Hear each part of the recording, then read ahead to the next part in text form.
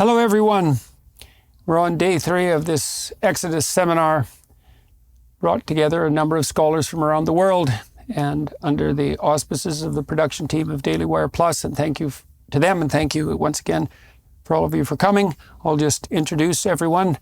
Douglas Headley, Oz Guinness, James Orr, Greg Hurwitz, a new arrival from yesterday, Dennis Prager, Stephen Blackwood, Jonathan Pageau. So we stopped yesterday at the end of Exodus 3, and I'm just going to reprise that. I was talking with Jonathan and James about the end of Exodus 3, and there's some details there. They're not details. There's some important issues that we have to pick up. So I'll just read the last 4 verses of chapter 3, and then I'll defer to Jonathan. God says to Moses, "And I have said, I will bring you up out of the affliction of Egypt," referring to the tyranny, "unto the land of the Canaanites, Hittites, Amorites, Pezerites, Hivites, and Jebusites." So land that's already occupied, which we'll get to later, "unto a land flowing with milk and honey." That's the paradisal vision for hungry people. "And they shall hearken to thy voice. And thou shalt come, thou and the elders of Israel, unto the king of Egypt, and ye shall say unto him, The Lord God of the Hebrews hath met with us. And now let us go, we beseech thee, 3 days' journey into the wilderness, that we may sacrifice to the Lord our God.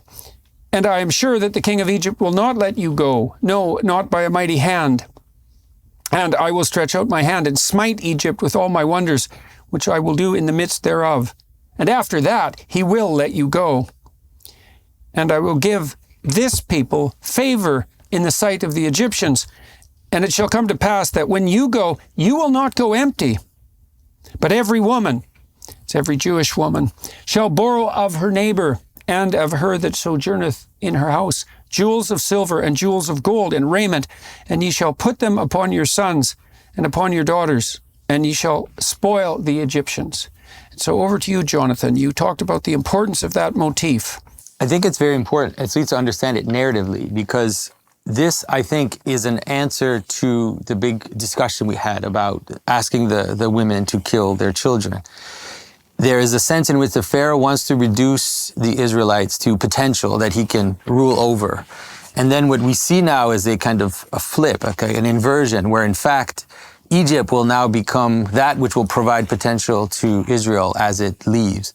And it puts things in the right order, at least narratively in the scripture, it puts it in the right order, because this is difficult for some people to understand, that Egypt is a son of Ham. Egypt is a son of the curse. He's an outsider, you would say. He's one of those that has been ejected, like Cain, ejected from the world, and acts in a way as a kind of stranger, but also potential in which we can increase ourselves. And this is where you see that actually happening. And some of the church fathers, they explicitly talk about this as being the manner in which Christians or believers can incorporate things from strange lands, that can incorporate Greek thinking, or even some poetry from other cultures or from your own ancient culture, that you can spoil the Egyptians, that it is possible to bring some things in if it's done, to bring riches in from the past and from other cultures, as long as it's done in the proper order, that it doesn't. Well, so would it be, in some sense, because God in this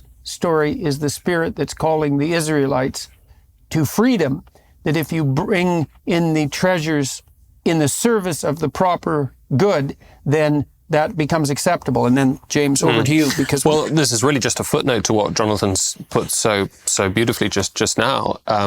This motif of despoiling the Egyptians, stealing from the Egyptians, if we first see it in, I think, Origin of Alexandria, this is the just end of the 2nd century, 3rd century. Augustine uses the idea as well. He probably wasn't aware of Origin. It becomes what is actually quite a challenging verse, this sort of instruction to steal, particularly in light of the Ten Commandments coming further along. Exactly right. It's a troubling verse, but it becomes a really central idea, this claim that as Douglas was talking about yesterday, that you can, that your license to explore pagan philosophy and to take pagan ideas, to sift through these ideas, as Abrahamic monotheism was so good at drawing in Hellenic ideas without being overwhelmed by them.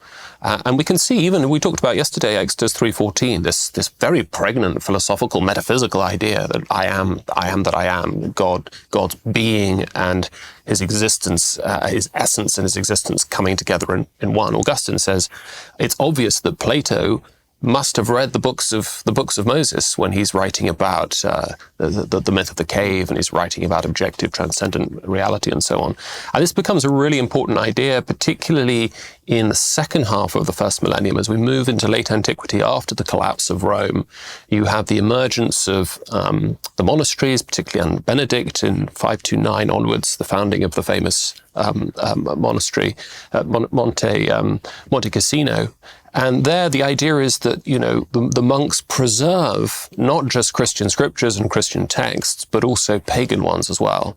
So in many ways, it's this idea that it's okay to take pagan wisdom and to preserve it and to cherish it, to nurture it, that this sort of verse licenses and justifies. I just want to say one more thing. It's important because we might think of this as just an allegorical flurry, that this is just some kind of thing you put into the text, but we have to notice that very soon, that gold that the Egyptians have given the Israelites will be used to first make the golden calf, and then later used to make the ornaments of the tabernacle. And so you can see exactly the potential that is taken from Egypt is now shown to be either corrupting, if it's in the wrong order, to make the idols of the pagan idols, or then ultimately in service of God in order to make the ornaments of the tabernacle. So just two quick observations on that. One of them is, I'm struck again and again by the revolutionary role of women constantly through Exodus. Like the women keep saving the day, right? Whether it's the midwives, whether it's the Pharaoh's daughter, or here, like why would these women be the ones who are charged with going into the households and doing it?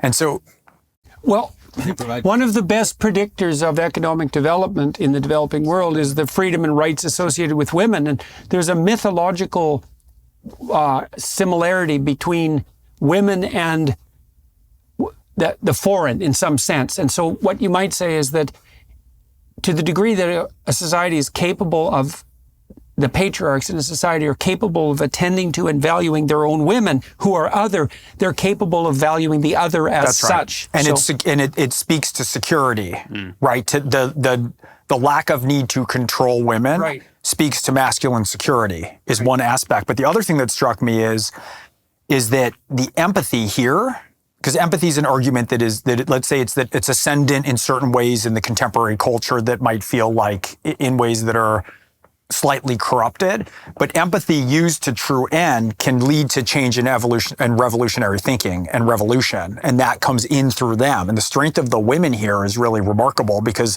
they do a whole bunch of things for no reason that kind of makes any sense politically, based on the basis of that, like the great feminine power. The other thing I was going to say about the gold, you're talking about, Jonathan, the ways that the gold is appropriated. Nobody ever says where they get their weapons when they finally have the weapons. And so it's like, I think that it's either two options if I'm looking at this as a thriller writer. I mean, one of it is that this gold and silver is forged into weapons that is taken from here. Or maybe they pulled it off the washed up bodies of the Egyptians, right? But there's it's the same idea, right? So either way, it's appropriated, right? It's forged into not just the messaging and the tabernacle of God, but also the forcefulness has to come in some ways from materials from the Egyptians. There's another side of this, I think, is let's call it psychological. In a certain sense, I think what these first 3 chapters have done for us is really sort of set out the whole drama of the human soul, like the whole drama of the spiritual life. You start in oppression and alienation, unable to get out of it yourself, longing for resolution, for homecoming, for the promised land, and you can't get there. And so in a way, I think the story, this Exodus, is of course precisely about God's work in moving us from exile and from oppression to homecoming and resolution and nourishment. But I think there's a side to this that is present in the spoiling of the Egyptians that's also psychological, and that is within that drama of redemption, or let's say, or salvation. There's it's not like salvation could be real, true salvation if we forgot about everything we were before. And if somehow our sins and our sufferings, our toils and tribulations that define us as like this day to day, who I am and have been. And we all carry these things with us. Certainly I am today and any day. If those are somehow not part of where you end up in your resolution, then it's not you that is saved. And so there's a sense in which I think this is, at least metaphorically, the jewels of the Egyptians are a way of saying that this time of oppression and slavery will yet be turned into the promised land in a sense. Well, that's particularly relevant when you're trying to deal with something like the atrocious tyranny of the past. It's like, well, even if it's Egypt, and Egypt is obviously cast as the tyrannical oppressor here, that doesn't mean there isn't the gold that you could use to build the proper tabernacle, and there are also the proper weapons that can still be derived from it, even if it's painted as the tyranny itself. So, may I just make one concluding remark about this fascinating motif of spoiling the Egyptians, and that is in relation to the notion of Eurocentrism, which of course we hear a lot about, and many critiques of Eurocentrism. And yet one of the striking aspects of European, let's say, Occidental culture, I'm thinking of North American culture as part of that Occidental world, of course, is, as a French philosopher recently has noted, is that it is eccentric. So this is a philosopher called Remy Brague. And Remy Brague has very powerfully argued that because our ancestors in Europe for centuries were using Latin, but Latin as a translation for sources either at the fringe of Europe, Greece, or outside Europe, Hebrew. So that European culture was based on the sense that even though as a monk in Monte Cassino or elsewhere, you might be using Latin, that the Latin is a translation, and it's a translation of the Greek, or it's a translation of the Hebrew. And he argues this is one reason why medievals took up Arabic so quickly, because once it became clear that Arabic was a way of actually getting to Greek more accurately, that was greeted with enthusiasm. So Brague's idea is that unlike, say, the Indic tradition, where the Samskrita, the Sanskrit, is the elegant tongue, that is the holy language, or even in Arabic, where, because of course that's the language of the Prophet, European culture and European Western culture is based on this idea that its sources are without. So that the very idea of an ethnocentric Occidental culture is a very problematic notion. And I think here this notion of the espousing the spoiling of the Egyptian, the taking of the foreign and using it in a positive way, I think is very significant. We could extend that too, to some degree, to the scientific endeavor. One of the things you commented on before we recorded today, James, was the fact that there's an insistence that God is a transcendent unity and not merely something that's tribal, and that is lurking in some sense everywhere. And so that would be in the stranger and the foreigner, but it also means that God is in some real sense lurking in the material world and the natural object. And so just as you can look outside your culture for the treasure that the stranger and the foreigner might possess, you can look outside your own material presuppositions for the transcendent knowledge that the natural world would hold. And that's actually, there's a historical tradition that Christianity and the scientific endeavor were at each other's throats, but it's a preposterous notion if you look into it more deeply. Underneath all that is the insistence that it's meet and good to encounter the natural world and to investigate it because it contains revelations as well. There's a reason Jung spent the second half of his career on alchemy, right? Or was it his whole second half? Pretty much. And what's the phrase? I always forget the phrase that means the thing of greatest value. Insterquilinis inventur. Yes. What you most need will be found where you least want to look. That's right. Right. Which is, well, that's a phrase that's, you can think about that in relationship to the crucifixion too, if you regard it as the in some senses, the symbol of the ultimate union of tragedy and malevolence. It's exactly there is the least place you want to look. And it's the dragon that contains the gold, or maybe the tyrant that contains the treasure as well. Same idea. That's like overcoming a giant, too. Or it's very common mythological the gold motif. and resources of the Egyptian slave holders. Mm-hmm. Yes, exactly that. Exactly. One of the early criticisms of monotheism, in certainly by pagan philosophers, was that monotheism secularizes nature. That is to say, it rids nature of gods, of magic. If you've got a creationist framework, that is to say, you've got a framework in which all of reality is understood to be the outcome of a single, purposive, supremely rational, all-powerful being, then you don't need to explain earthquakes by appealing to Poseidon. There aren't going to be any more sort of nymphs in the forests, as it were. All of that gets banished. This is a sort of common criticism.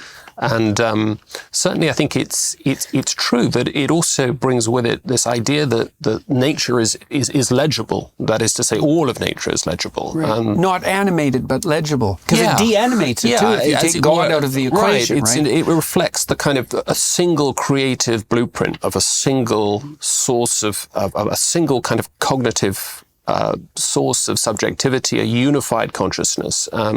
I mean, in Plato's heaven, you've got all of these different things existing. You've got numbers, you've got propositions, you've got truths and forms and all this sort of thing. What Philo of Alexandria does in the 1st century, and what Augustine does later in the 4th century, is to, as it were, give a kind of change of metaphysical address, where he says we've got to sort of baptize Plato's heaven. We've got to move all of this, everything that's in Plato's heaven into the divine mind, and that's a much more natural philosophical home for thoughts and propositions and numbers and so on and so forth. Let me offer a word on the spoiling of the Egyptians, which I don't think you would have necessarily considered without the Hebrew. The Hebrew note, most of your translations say borrow. Is that correct? The King James and some others. It's funny. So first of all, notice it doesn't say take. It really doesn't say borrow either, and this will fascinate you. The Hebrew is you will ask. I mean, and it's in modern Hebrew as well. This is not a difficult word. Sha'alta, she'ela, it means question, to ask.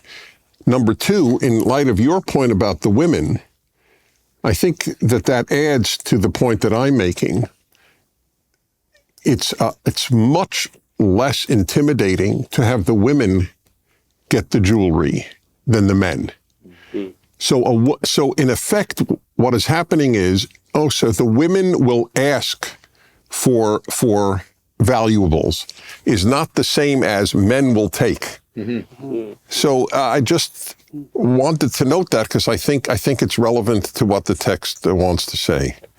Isn't there another point, Dennis, too, that the rabbis say that later when indentured servants are freed, the master gives them something as they go out. That's right. And this is the Lord's doing it for his people as they leave slavery. And by the way, on your point about the desacralizing nature, all of the plagues except for the 10th are against nature gods of Egypt. Oh, okay, good. Okay, well, we'll definitely get to that. Okay, so we've hit Exodus 4:1. And Moses answered and said, "But, behold, they will not believe me, nor hearken unto my voice. For they will say, The Lord hath not appeared unto thee. And the Lord said unto him, What is that in thine hand? And he said, A rod, a staff, a walking stick, a pole. And he said, Cast it on the ground. And Moses cast it on the ground, and it became a serpent. And Moses fled from before it. And the Lord said unto Moses, Put forth thine hand, and take it by the tail. And Moses put forth his hand and caught it, and it once again became a rod in his hand. Well, there's a lot packed into that, that's for sure. I'll just make a couple of comments and then it'll open up. The staff of Moses and the staff of Aaron, that idea just never goes away after this introduction in the text. And so a staff is something, if you have a staff and you're the owner of a company, the staff does your will, that you rely on the staff as well. And that meaning is a derivation from this same root idea. If you're walking, when you walk with a walking stick, then you can lean on the stick. And so while you're on the way, you have something to lean on. And so the rod is also a symbol of solidity and stability and tradition. And then the rod, the staff, the tradition can turn into a snake. And that means that what's solid and reliable and that you can use on your way can also transform itself suddenly into chaos. So there's a yin-yang dichotomy there that emerges. And then after all that, and that's terrifying because when your tradition falls apart and the chaotic serpents emerge instead, then that's terrifying, and that's what happens to Moses. But then God tells him, take the serpent by the tail, which, by the way, is the most dangerous way to grab a serpent because you grab them by the head. And so if you have enough courage to grasp what's dangerous, then you will become credible enough to be listened to. And that's part of the understructure narrative that drives this, in some sense, this magic trick. And then we see the motif of being exposed to the serpent as a curative process replicated through itself through the text. And we also know that the symbol that even modern physicians use to symbolize their healing power is the symbol of the rod and the staff, which I believe in that case is of Greek origin.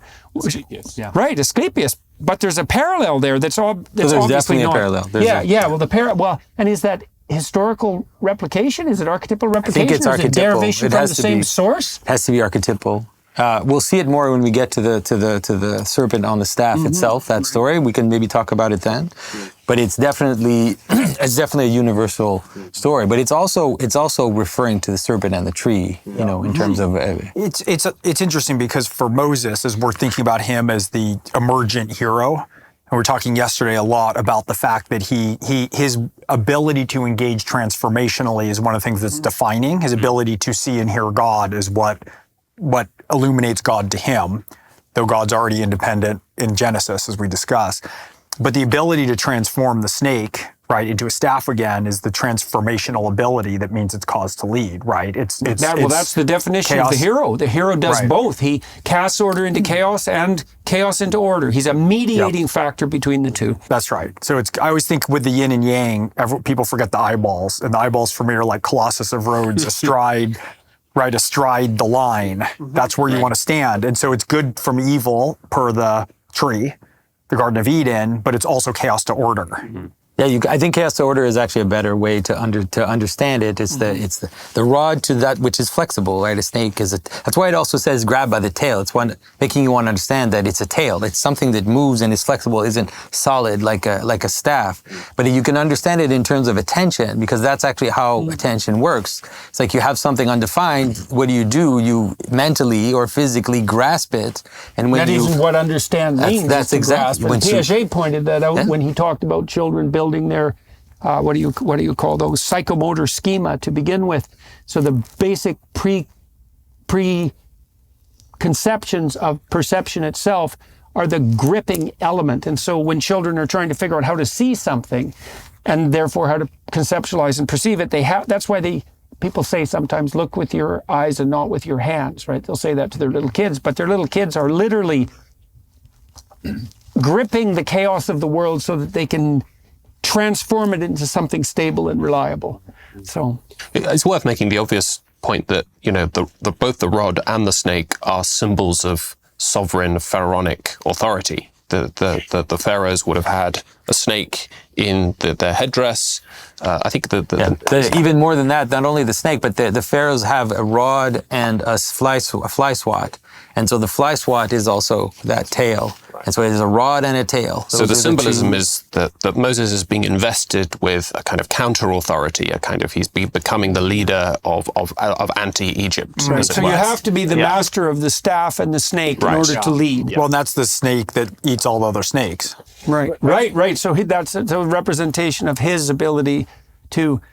and that's so interesting that it's the snake, right? So he's the master of the chaos that eats all other chaos. Yeah, or but is it the possibility that swallows all other possibilities? It's the rod that eats the snakes. When we get to it, you'll see. We think that it's the snakes, but in my memory, it says that Moses' rod ate the snakes of the It's Moses' Yeah, rod. because that's how it works, right? It's the order that actually that contains. It's actually like grasping the tail.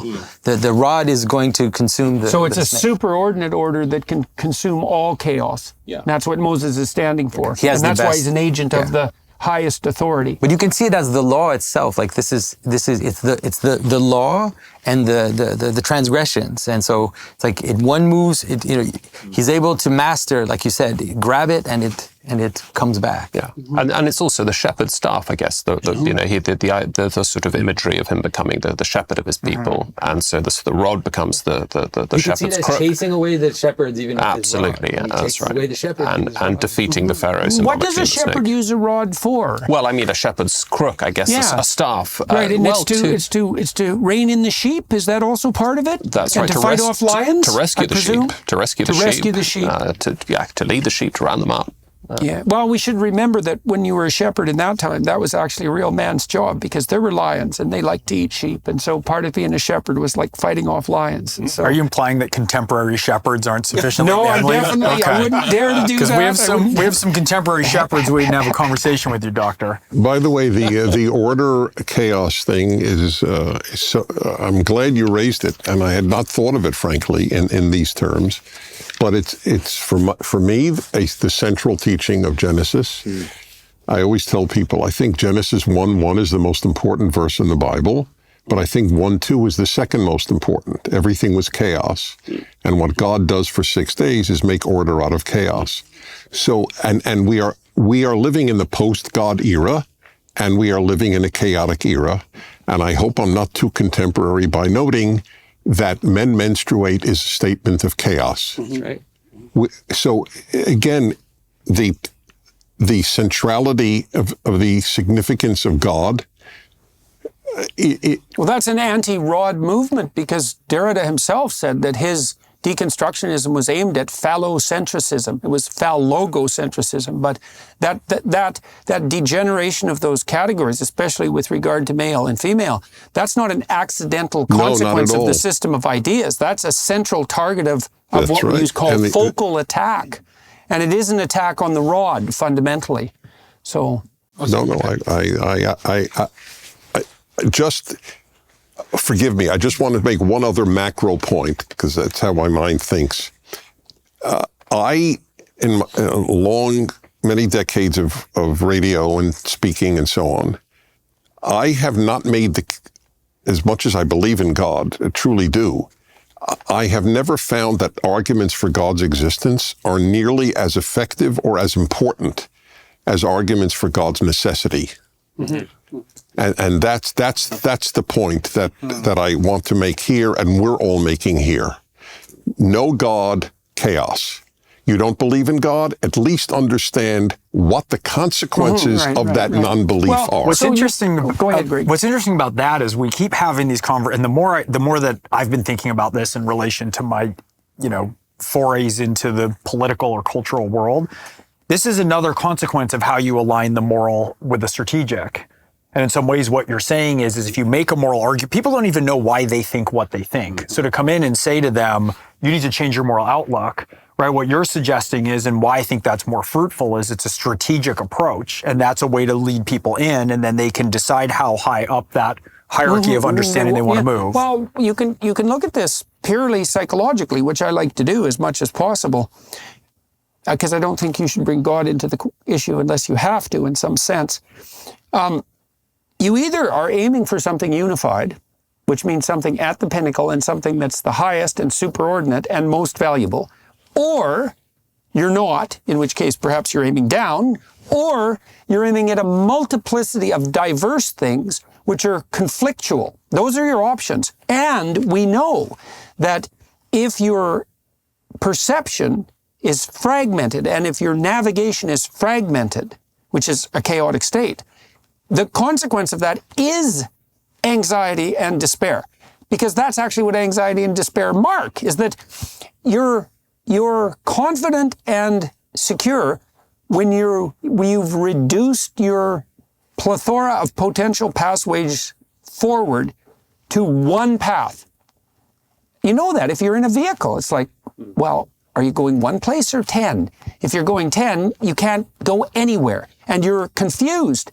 You have to be going one place. And then everything snaps together and then your nervous system is literally regulated. Anxiety is the response to chaos, the a priori response to chaos. Can I ask Dennis a question in light of that? So, Dennis, you said earlier that you need the necessity of God is the necessity of belief in God is what's going to restore us, what's going to keep civilization on the right track. But is it enough to have a kind of psychological, just a psychological sort of stability, a belief that God might exist, or that you should conduct yourself as if God is real, God exists, just as a kind of something that provides you with a kind of psychological unity and stability and order? Or do you think that that a culture needs more than that? Is a kind of cultural religion, cultural Judaism, cultural Christianity enough? Well, mine's not cultural. I'm not as nice as cultural is. But you seem to leave open that possibility. Yes, I wrestle with that, and I have come down I've come to the conclusion that I offered earlier. The number of people who believe in God and that God is meaningless is enormous. For most moderns, God is a celestial butler.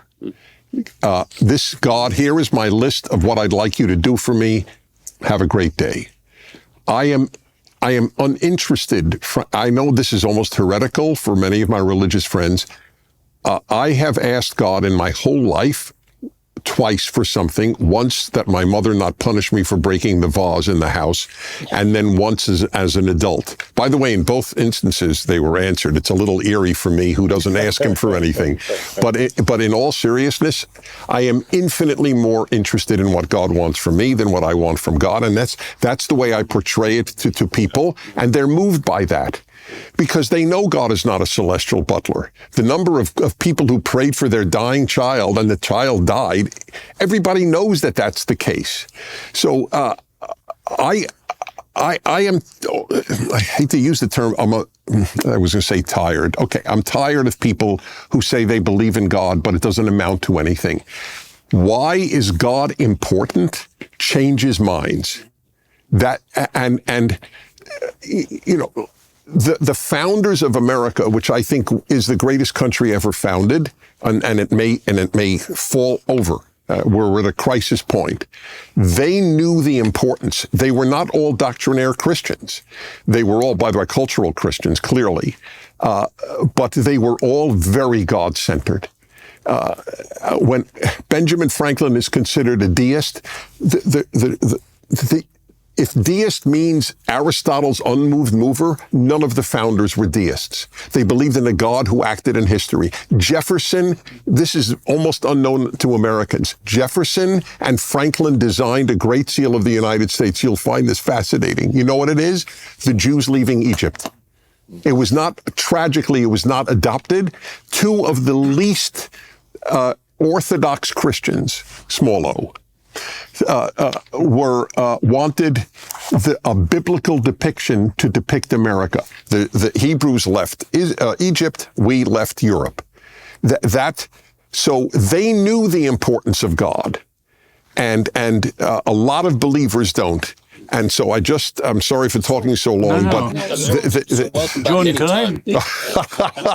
can I pick up on what Dennis is saying? Another aspect of the American Revolution. You probably know that at the defeat at Yorktown, the Hessian and British troops were ordered to play the ballad, "The World Turned Upside Down," which was a 17th century ballad and came out of the English Revolution, which came out of the Torah. And the simple idea was, it became various crazy things with the diggers and the levelers and so on. God had created order.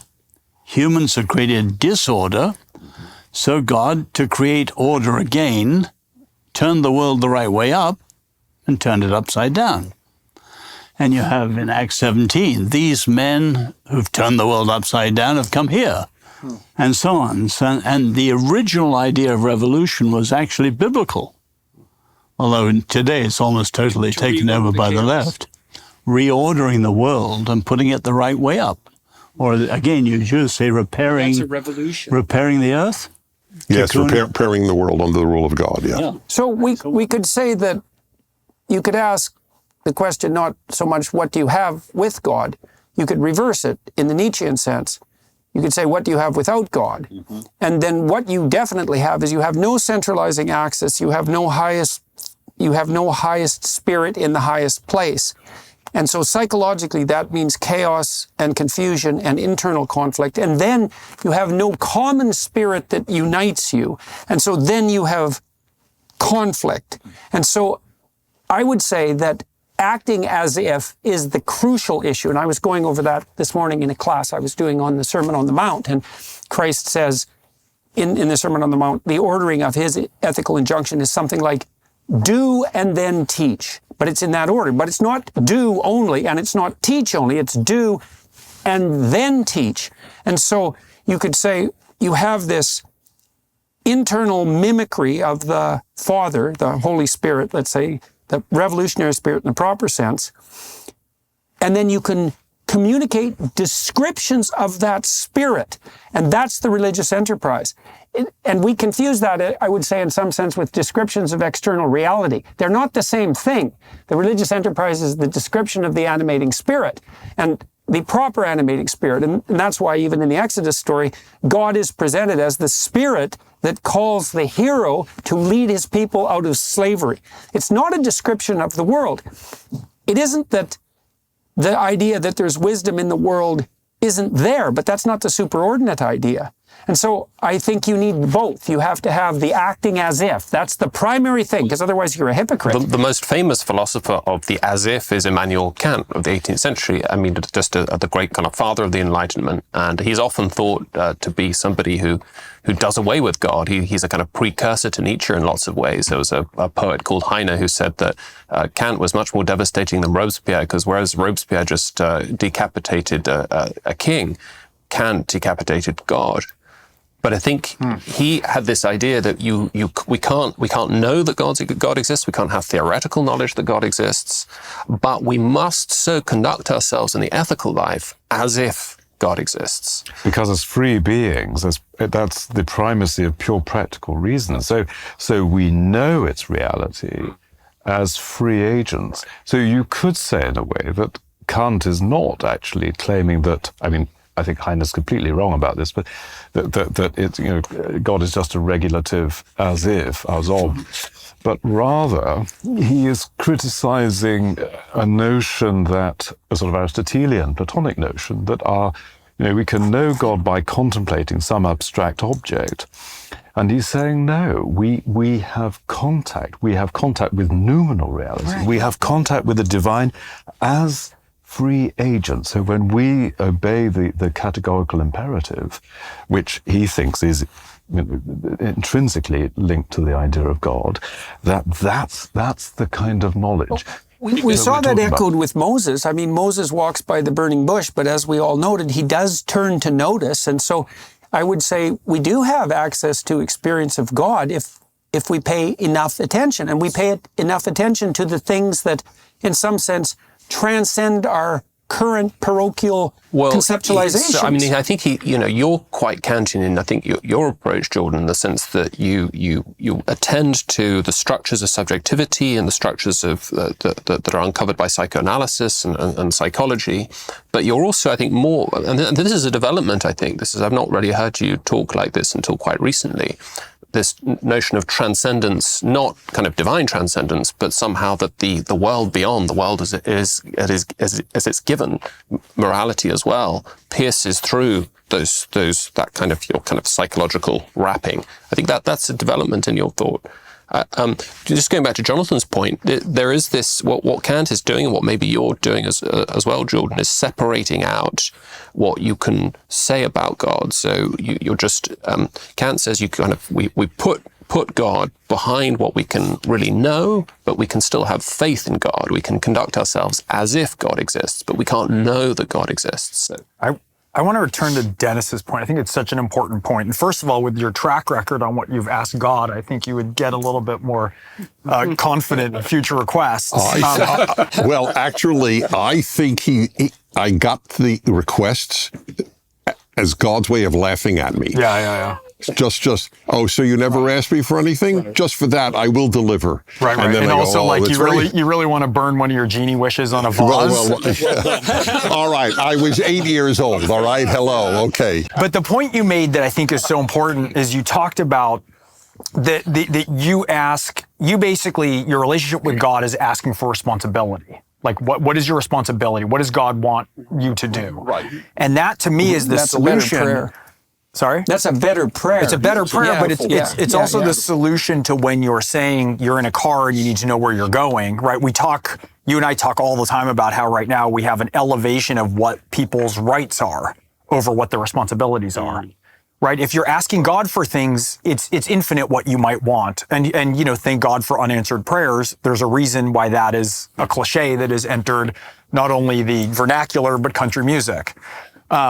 Right. And so part of this is it's infinite if you're dictating your relationship with God based on things you might want. But with responsibility, if you're focused to ask what it is and how you should serve, that's what puts you in a car in a particular direction. Maybe that's also what helps you know that God exists in some real sense. I mean, there's a paradox in the notion of whether we can know God exists. And the paradox is in part, you can't know God. And so can you know that something exists that you can't understand? And the answer is, well, maybe that's why you only see God's back in some real sense, right? You get hints, and maybe you get hints if you open yourself up in the right way. And one of the ways you open yourself up in the right way is not to ask for what you want in the God is a celestial butler manner, but to ask how it is that you could transform yourself so that you could be a better agent of the divine will or something like that. And then what do you find when you do that? When you embrace responsibility, what you find is meaning. Yeah, well, that seems to be the case. Well, especially if the responsibility you believe is divine. Right. If it's just purely human, I don't know how much meaning it gives. Well, but what I mean is in your approach. Yeah, that is my approach. So that is a route to meaning, which is a route to the divine. Well, the secularists would say, well, without God, you could still find meaning in service to others. And I would say, yes, that's true. But the reason you find meaning in the service to others is because that's one step on the ladder to the divine. Yeah. Well, the people who constructed the gulags, there was a lot of altruism there. There was a lot of cooperation. There was a lot of, there was a horizon of action, and there was planning and so on. By the way, forgive me, I just want to say the issue of the consequences of no God is a very powerful impetus in my life to belief. As odd as it sounds, I always tell people I come to God through the back door, not through the front door. The front door is God has appeared to you in some way or whatever, and I never knock that for anyone who has that experience. I have not. To me, the most powerful rational argument is the consequences of the death of the divine. When the chaos and indeed ultimately evil that ensues, if I understand that without X, nothing exists, then X must exist. I'm not a physicist. I don't think in the algebraic terms, but that's how I think. The greatest argument for God is what happens without God.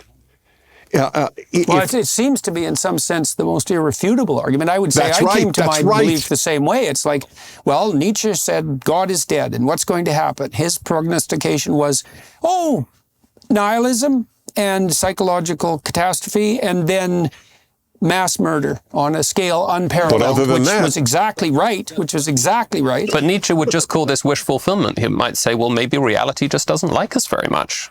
It doesn't. But also Exodus would have an answer to that. Like the view I think that this text is offering to us is there's nothing outside of God. I mean, there is no, is there God, is there not God? I mean, at least the account of this text, if we can take it seriously, this text here is that it's all within God. There's no outside here. That's part of the divine unity and the divine unity argument. And in a sense, I think what's at least what the text is saying, I think, is that this text is trying to help us have a revelation of what God is. That's what the Bible takes itself to be doing. And in this case, the statement that God is this transcendent principle, the source of all being, the origin and, you might say, sovereign principle of all reality, I think is very fundamental here in relation to, we can't simply say Moses goes and he does these things. I mean, the whole language of the text here, and I think the whole argument of Exodus, is that Moses has to bring himself into conformity with that transcendent principle, which is his source. And it's always described as, he says right here in the beginning of the fourth chapter, they're not going to believe me. And he says, well, okay, let me tell you what to do. And it says this comes again and again and again. And God said to Moses, here's what I want you to do. So if you abide by God's word, then people will assume that you're a legitimate agent of God. And part of that, to James's point about the gulags, which is a very fair point, is we tend to think of this orientation of meaning as being something that is an event. Like there's an epiphany and then it occurs. But when you have meaning, and let's say you're in the car and you know where you're going, there's that also, driving in that car and going where you're going has a high likelihood of ossifying into rigidity, right? There's one direction and you're on the path. And what's so interesting to me with this, there's so many mistakes, right? Like God almost kills Moses later for some reason we don't even know, and then Aaron messes everything up, and it's a constant process. And so faith rod, is snake, rod, snake. That's right. And so faith is a process, and there's a sort of rigidity that happens immediately of, like, I'm saved, I'm found, I have my meaning, I'm going somewhere. And it's like, well, be careful, because every step of the way, right, the path that you're on has to be renegotiated. It's supposed to be a humble path, right? Right. It's like, I'm on a path and it looks good, but who am I to be so certain? So, yeah, well, I think you could make the Gulag point even more, particularly with the Germans, because the Russians, they just weren't that good at it. I mean, they killed a lot of people, but compared to the Germans, they didn't have that unbelievably disciplined efficiency. And so, in some sense, what made the Nazi catastrophe so utterly horrifying is that what was the greatest in some real sense about Western civilization was subverted most effectively to evil. And that's in no small part, perhaps only because the divine principle had fallen apart. And then it was replaced by the state, for God's sake. We're all experiencing it with everybody. There's a gem thrown out and then another point. But I just want to, you said something to the effect that how people behave, or is their greatest argument for God or something. Do you recall just saying that? I know you said something analogous, but it just triggered something that I feel also very keenly. The greatest argument for atheism is never given by atheists. It's given by bad religious people. Good religious people are the best argument for God's existence, and bad religious people are the best argument for atheism. All the people who comment on my biblical lectures who are atheists, who've come to appreciate Genesis, they almost all say the same thing. They said, I was so brutalized by bad religious people when I was a kid that it turned me against not only God, but religion. I have a prayer. May all bad religious people either become good or atheist. Yeah. So we don't know. We don't know how much damage. Third wish. That's good. After that. There you go. All right. Hey, well, look, I'm batting 2 for 2, as we say in America, to those of you All right, that so I don't know. We've got through 4 whole verses so far. That they may believe that the Lord God of their fathers, the God of Abraham, Isaac, and Jacob, hath appeared unto thee. And the Lord said furthermore unto Moses, Put now thine hand into thy bosom. And he put his hand into his bosom, like Napoleon. And when he took it out, behold, his hand was as leprous as snow. And he said, Put thine hand into thy bosom again. And he put his hand into his bosom again, and plucked it out. And behold, it was turned again as his other flesh. And it shall come to pass, God says, if they will not believe thee, neither hearken to the voice of the first sign, the rod and the snakes, that they will believe the voice of the latter sign. And there's an emphasis here on the healing capacity of divine alignment. It's something like that. And so the hero is the person who can speak the words of magic that are curative.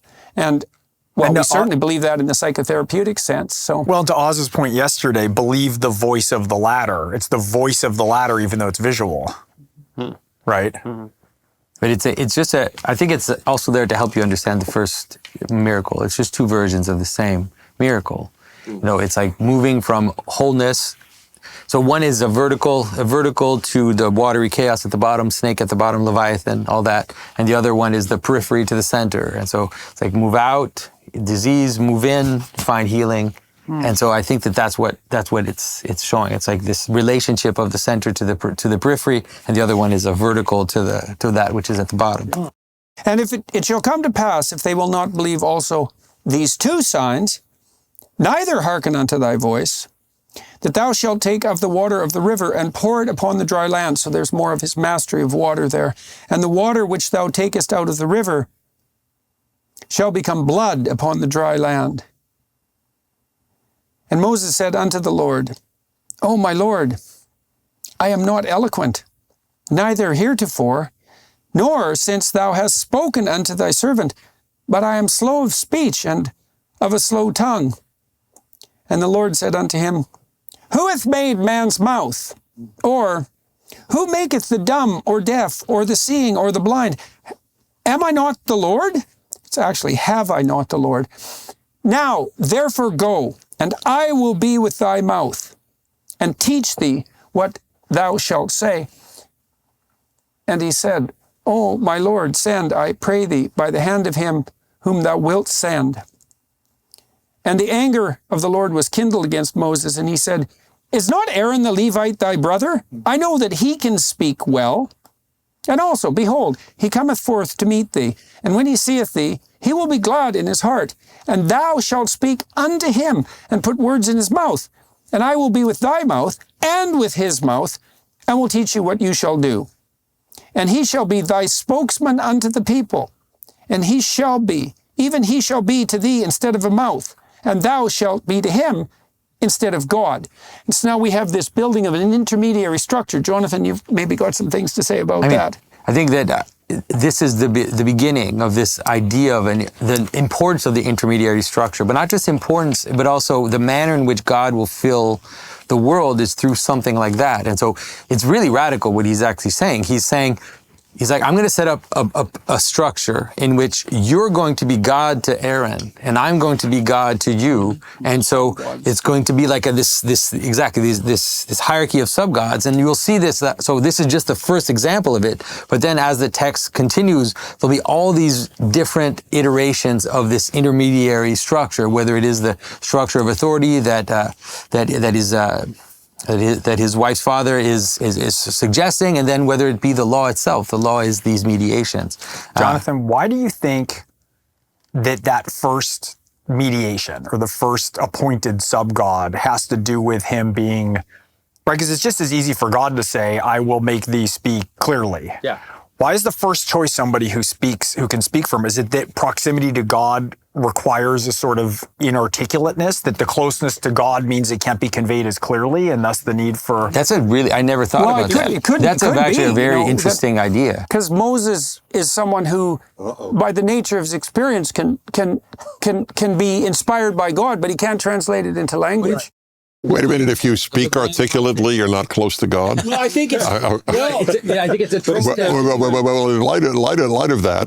But isn't there something very striking here that we're told that he says, I'm not eloquent, and yet, at the end of the book of Deuteronomy, we read that, and there arose not a prophet since in Israel like unto Moses, whom God knew face to face.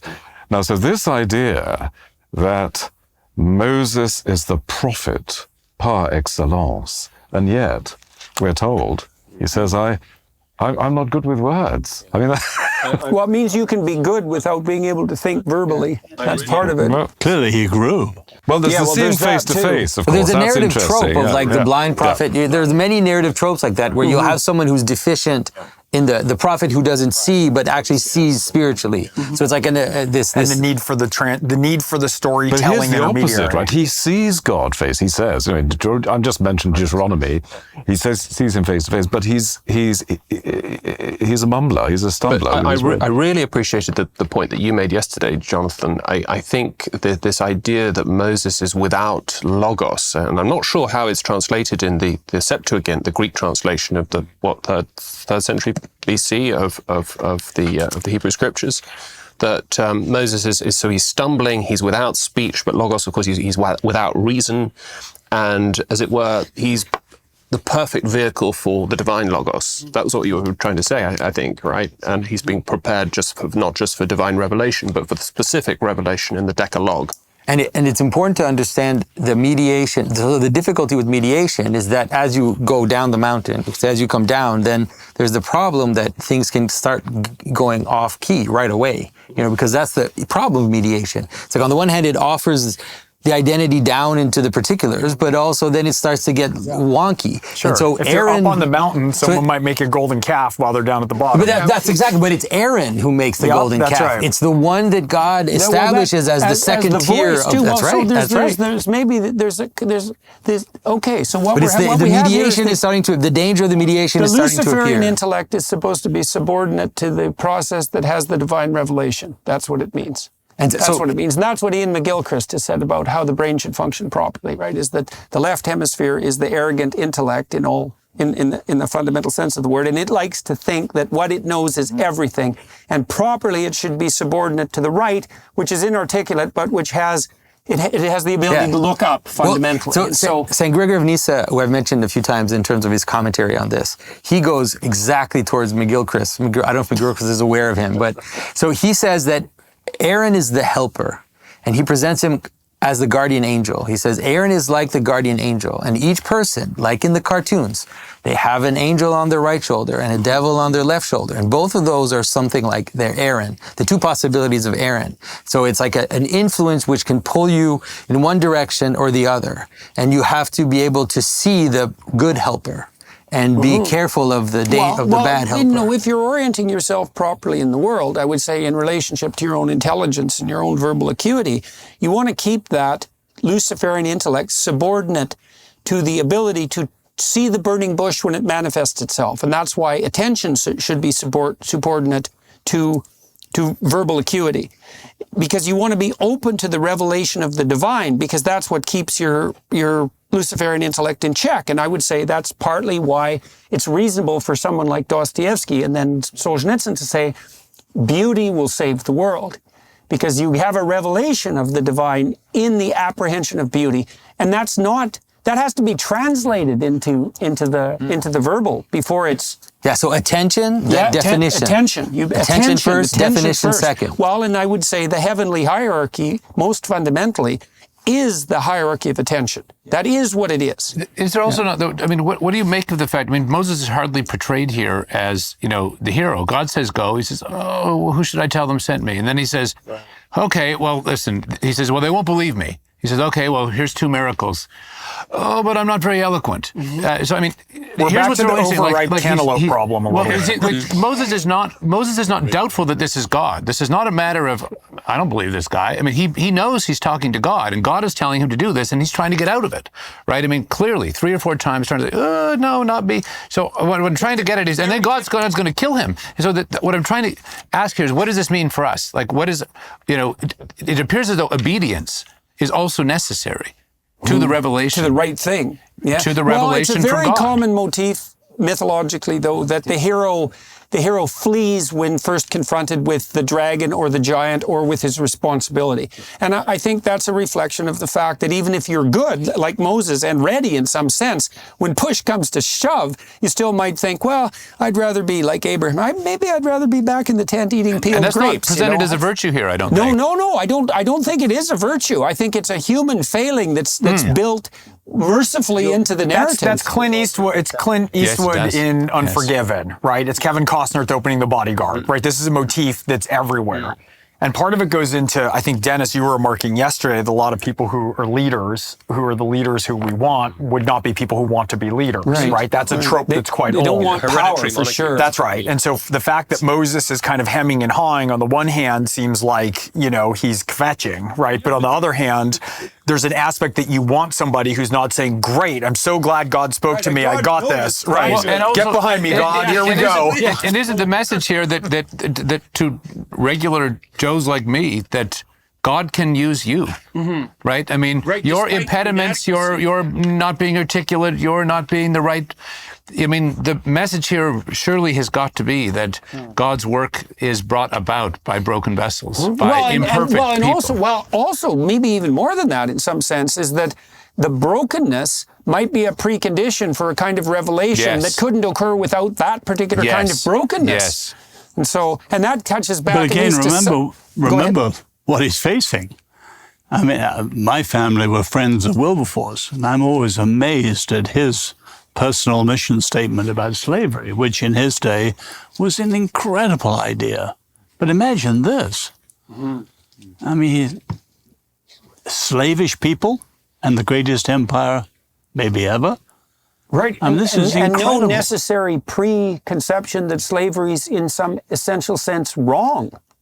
Right? I mean, for us now, one of the revelations here seems to be... He knows he wants to free his people. I know, but it's not like the Egyptians necessarily think that what they're doing is wrong. Oh, no, absolutely. Now, at least in the world, I would say there's a universal conception. Divinely right. Yeah, exactly. Right. And justified by power. So, why wouldn't you justify it by power? I would have ducked this. I bet most of us would have. Well, I think most of us do. All the time. And no wonder, right? It's no wonder. And that might be the sin of false humility in some sense. There's a lovely story of Coleridge, if I may just interject, of where he used to go on holiday on the south coast of England, and sometimes there were cargo from vessels that were shipwrecked. And the locals would look out for these shipwrecks because, of course, of the valuable things they would discover. And apparently, Coleridge was observing this one morning on his morning constitutional, and was recorded saying, the providential shipwreck. Maybe I'm a providential shipwreck. And I think that that's, of course, a deep, from the poet of the Ancient Mariner, but that's a deeply... It's not such a bad way to conceptualize yourself. And I think when you love someone, you sort of conceptualize themselves that way too, because this is especially true within families, because you're sort of thrown into your family, and so you're sort of with people who are on average like other people, and they have their idiosyncrasies and their weaknesses, but the fact that you love them means that you do regard them as providential shipwrecks. You could replace them with something perfect, but then they wouldn't be the person that you love. And to Stephen's term, everyone's a broken vessel, right? And the break is the point at which, the flaws are the point at which, we were talking about this a little bit, the conversation yesterday about excising versus integrating. Remember that when we were discussing that? And part of the integration is that the parts of us that are broken should always be there and broken. That's the gift against which you hurl the other parts of yourself against to grow them larger. It's not that you eliminate it, right? It's not that you repress it.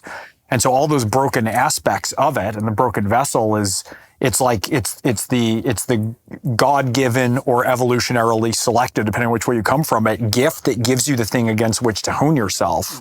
I'm just mesmerized. I'm sorry. I stopped at providential shipwreck. And I was thinking, when I called my wife tonight, honey, you are my providential shipwreck. Yeah. Let us know how it goes. I will let you know how it goes. And as well as I know her, I'm not sure how she will react. I'm sensing a new line of Douglas Hallmark cards. Well, Providence may have a shipwreck in your future. And thou shalt take this rod in thine hand, wherewith thou shalt do signs. And Moses went and returned to Jethro, his father-in-law, and said unto him, Let me go, I pray thee, and return unto my brethren, which are in Egypt, and see whether they be yet alive. And Jethro said to Moses, Go in peace. And the Lord said unto Moses in Midian, Go, return into Egypt, for all the men are dead, which sought thy life. And Moses took his wife and his sons and set them upon an ass, and he returned to the land of Egypt. And Moses took the rod of God in his hand.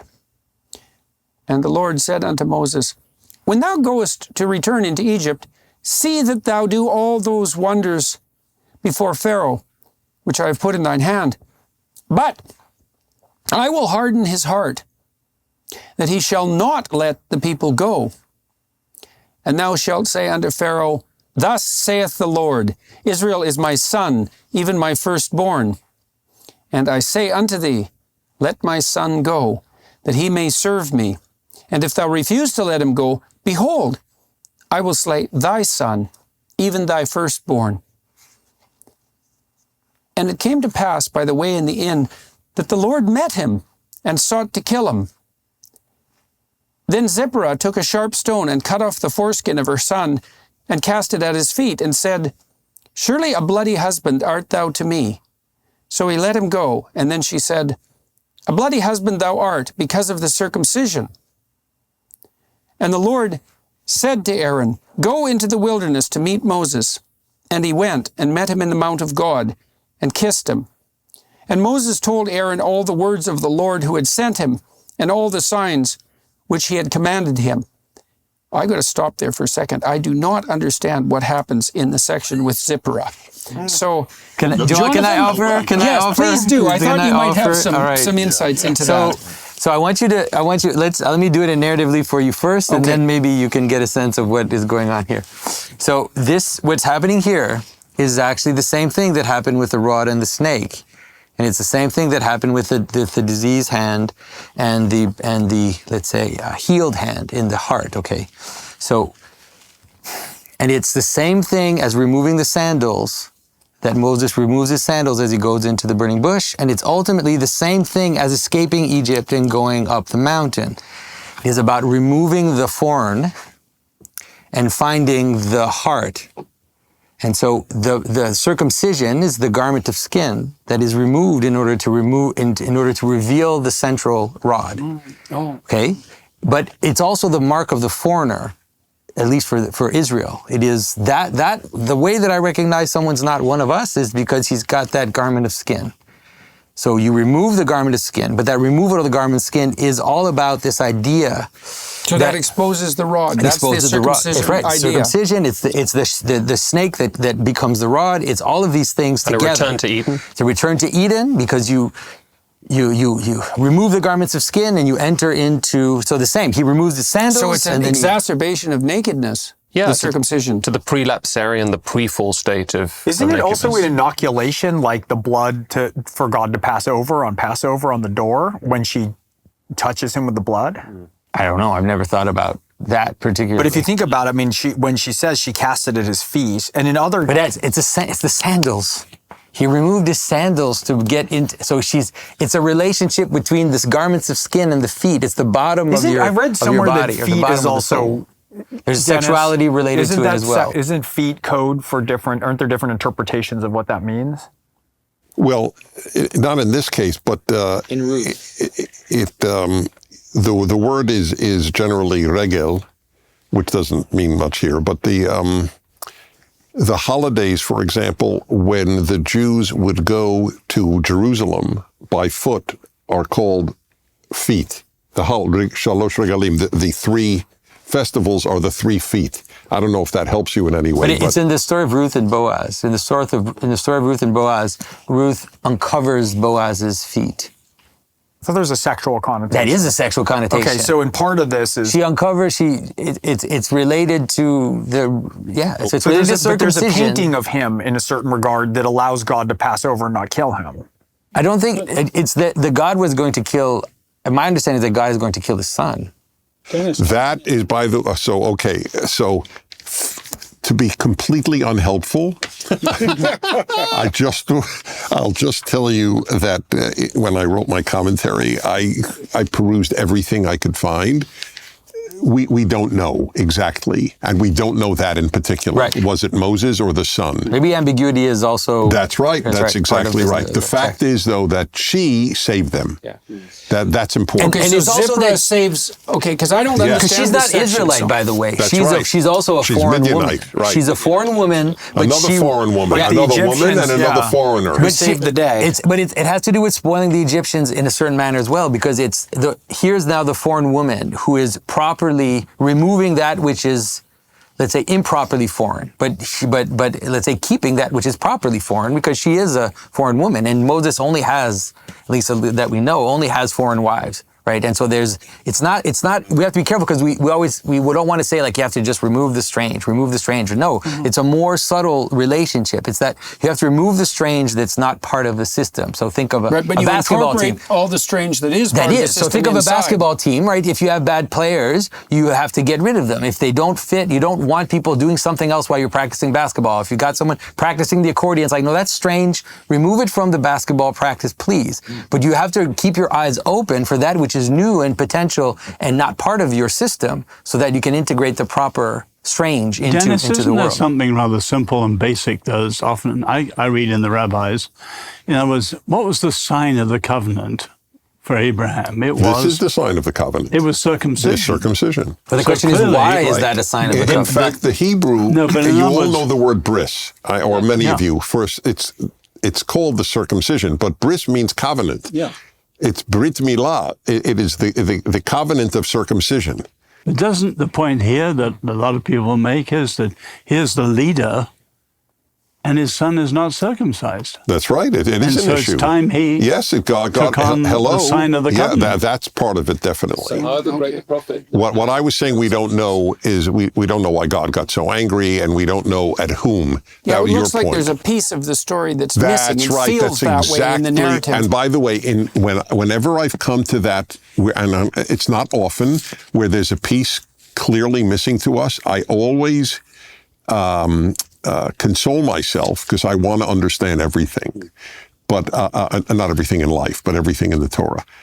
But with this, it clearly was clear to them. The Torah has an incredible task, and so does all biblical literature, but the Torah is the oldest. It had to be important and meaningful to people in the late Bronze Age and to us. And that it succeeds is not argument 56 for me, that it's a divine text. But they undoubtedly understood this story better than we do. But Dennis, would you also say that it's part of Scripture and divine revelation that it's both accessible, easy for an ordinary person to understand, That's good. and yet hard enough That's right. for philosophers That's why we're to sitting to around. not And that's Right. it's a Jacob's He's the ladder. regular Joe. I like that. That cracked me up. Yes. Well, and as the regular Joe, I just want to point out, the words in the book here that it's only verse 14 in which the anger of the Lord is kindled against Moses. It's only verse 24 that the Lord met him and sought to kill him. And relative to Moses's, let's say, the instability in his will, do I really have to do it? I think this ritual marking is very important. I mean, if the book in a way is about the conforming or the revelation of this sovereign principle of all reality and the conforming of us or the Israelites in relation to that, Despite our inadequacy. Despite our inadequacies, I mean, it can't be just an existential thing. Well, I kind of feel like today, I feel like I don't. And in a way, the ritual marking is a way of saying, here I am. Well, it's a sacrifice. It's a Yes, real it's a sacrifice and a sacrifice. marker that's permanent. So And it conveys the important point that leaders are not exempt. Yes. They don't get Yes. special privileges. Yes. well, and the They've got- point too that you're not exempt from the divine commandment despite your inadequacies. Because that can be an excuse, right? It's like, well, it can't be me. Look at the problems with me. It's like, yeah, you're full of problems, man. It's amazing you can even ambulate, but that doesn't put you outside the divine order. I think you'll find it of interest on a human level. I don't cry often.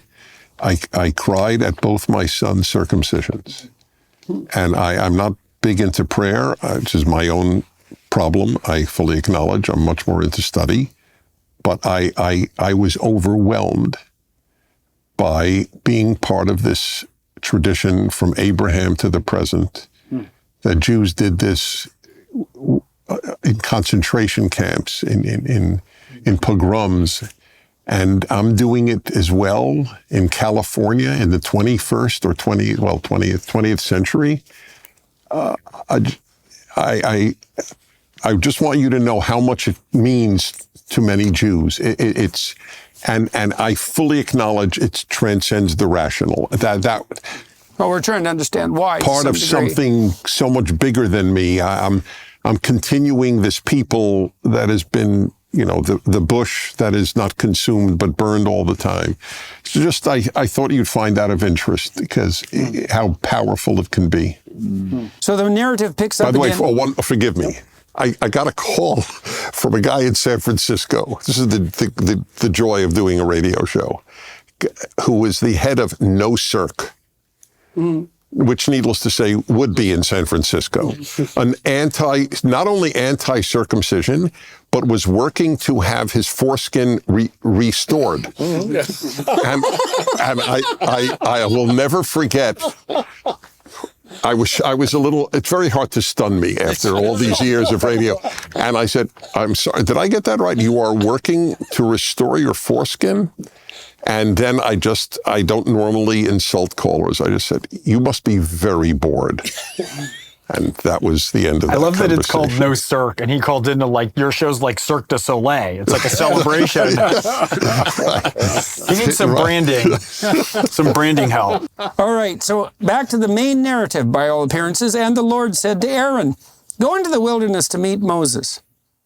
And he went and met him in the mount of God. Okay, so that's in the proper place, and kissed him. And Moses told Aaron all the words of the Lord who had sent him, and all the signs which he had commanded him. And Moses and Aaron went and gathered together all the elders of the children of Israel. And so that's the next move down that hierarchy. And Aaron spake all the words which the Lord had spoken unto Moses, and did the signs in the sight of the people. And the people believed. And when they heard that the Lord had visited the children of Israel, and that he had looked upon their affliction, then they bowed their heads and worshipped. So now the message has been translated Right, but it's down the only, mountain. and the reaction, this is the reaction, because we've talked about this before as well, is that when we say act as if God exists, I always insist that acting as if God exists is not first a moral question. It is a question of where your attention is and what you celebrate. Worship is the first reaction of the realization of God, and it's not moral. It's pre-moral, right? It is the just recognizing that this is the source of all things, that I am in contact with it, and that sense of awe, throws me to the ground in prostration. Pre-moral and pre-rational. Yeah. What's interesting, or leaps you to your feet in enthusiasm. That's what people do when someone scores a goal, and it's because there's that archetypal element of hitting the targets. Like if you're up and worshiping before. That's why people go there, is to have that experience. They don't know they're participating in the divine in that game, but they wouldn't be going there and paying that money and watching this if it wasn't a form of worship, because it's a form of worship. What's necessary too I'm going to use the term conversion loosely, but if you're gathering more people down the hierarchy, like you're saying, is you need to embody in word and deed. Right. So this is part of what happened. Because on the one hand, you can look at it, what more proof do you need, right? But we're reading this in the Bible in real time. These are fairly insane propositions that are being presented. So it's important that dangerous ones too. Right. So you have Aaron and you have Moses coming down, and they're proving this aspect of faith in word and deed. Right. So that's a call to a certain purity of leadership if you want to be a role model or a leader. And well, if you want to bring the people out of tyranny instead of establishing one, right? So part of you has to be in touch with the divine, and that would be the open attention part, I would say, in some sense. And then part of you has to be able to speak magic words, and that combination, if it's genuine, that's enough to lead people out of tyranny. So, and then that is something to pray for all the time with political leadership. And you can see sometimes we have one or the other. You have a man who's a good man, clearly, but who just can't communicate it. We've met political leaders like that in Washington. Impeccable moral character, but not convincing. That's right. And the number one thing when we poll the American public about what their biggest issues are with political leadership it's always hypocrisy and corruption. Right. It's the So they're top thing. Aarons without Moses. Right. Right. And that's why they can produce the golden calf, Right. for So example. solidity of deed and word. Yeah, and it's so interesting here that that's so complicated to manage together that they have to be parsed into two people for that to be managed in the text. And afterward, Moses and Aaron went in and told Pharaoh, "Thus saith the Lord God of Israel, let my people go." And you said there was trickery in this, "that they may hold a feast unto me in the wilderness." And Pharaoh said, "Who is the Lord that I should obey his voice to let Israel go?" And that's exactly what you expect from a tyrant. It's like, well, I'm God here. It's like, what are you talking about? These are my slaves. I own them. Why should I be letting them go? Who's telling me this? I know not the Lord, neither will I let Israel go. And they said, "The God of the Hebrews hath met with us. Let us go, we pray thee, 3 days' journey into the desert." That's out beyond the confines of civilization. "And sacrifice unto the Lord our God, lest he fall upon us with pestilence or with the sword." And the king of Egypt said unto them, "Wherefore do you, Moses and Aaron, let the people from their works? Get you unto your burdens." And Pharaoh said, "Behold, the people of the land now are many, and you make them rest from their burdens." And Pharaoh commanded the same day the taskmasters of the people and their officers, saying, "You shall no more give the people straw to make brick as heretofore. Let them go and gather straw for themselves. And the amount of the bricks which they did make heretofore, ye shall lay upon them. Ye shall not diminish aught thereof, for they be idle. Therefore they cry, saying, Let us go and sacrifice to our God." So you see, here it's quite interesting because the tyrant, the Pharaoh, is the opposite of Moses. In some sense, he's received a divine revelation because Moses, who's the agent of God, has come to him and said, "What you're doing is wrong. Give us a bit of a break." And the Pharaoh, instead of just saying no, says, "No, not just no. It's like, you want a little freedom? Here's a little more slavery.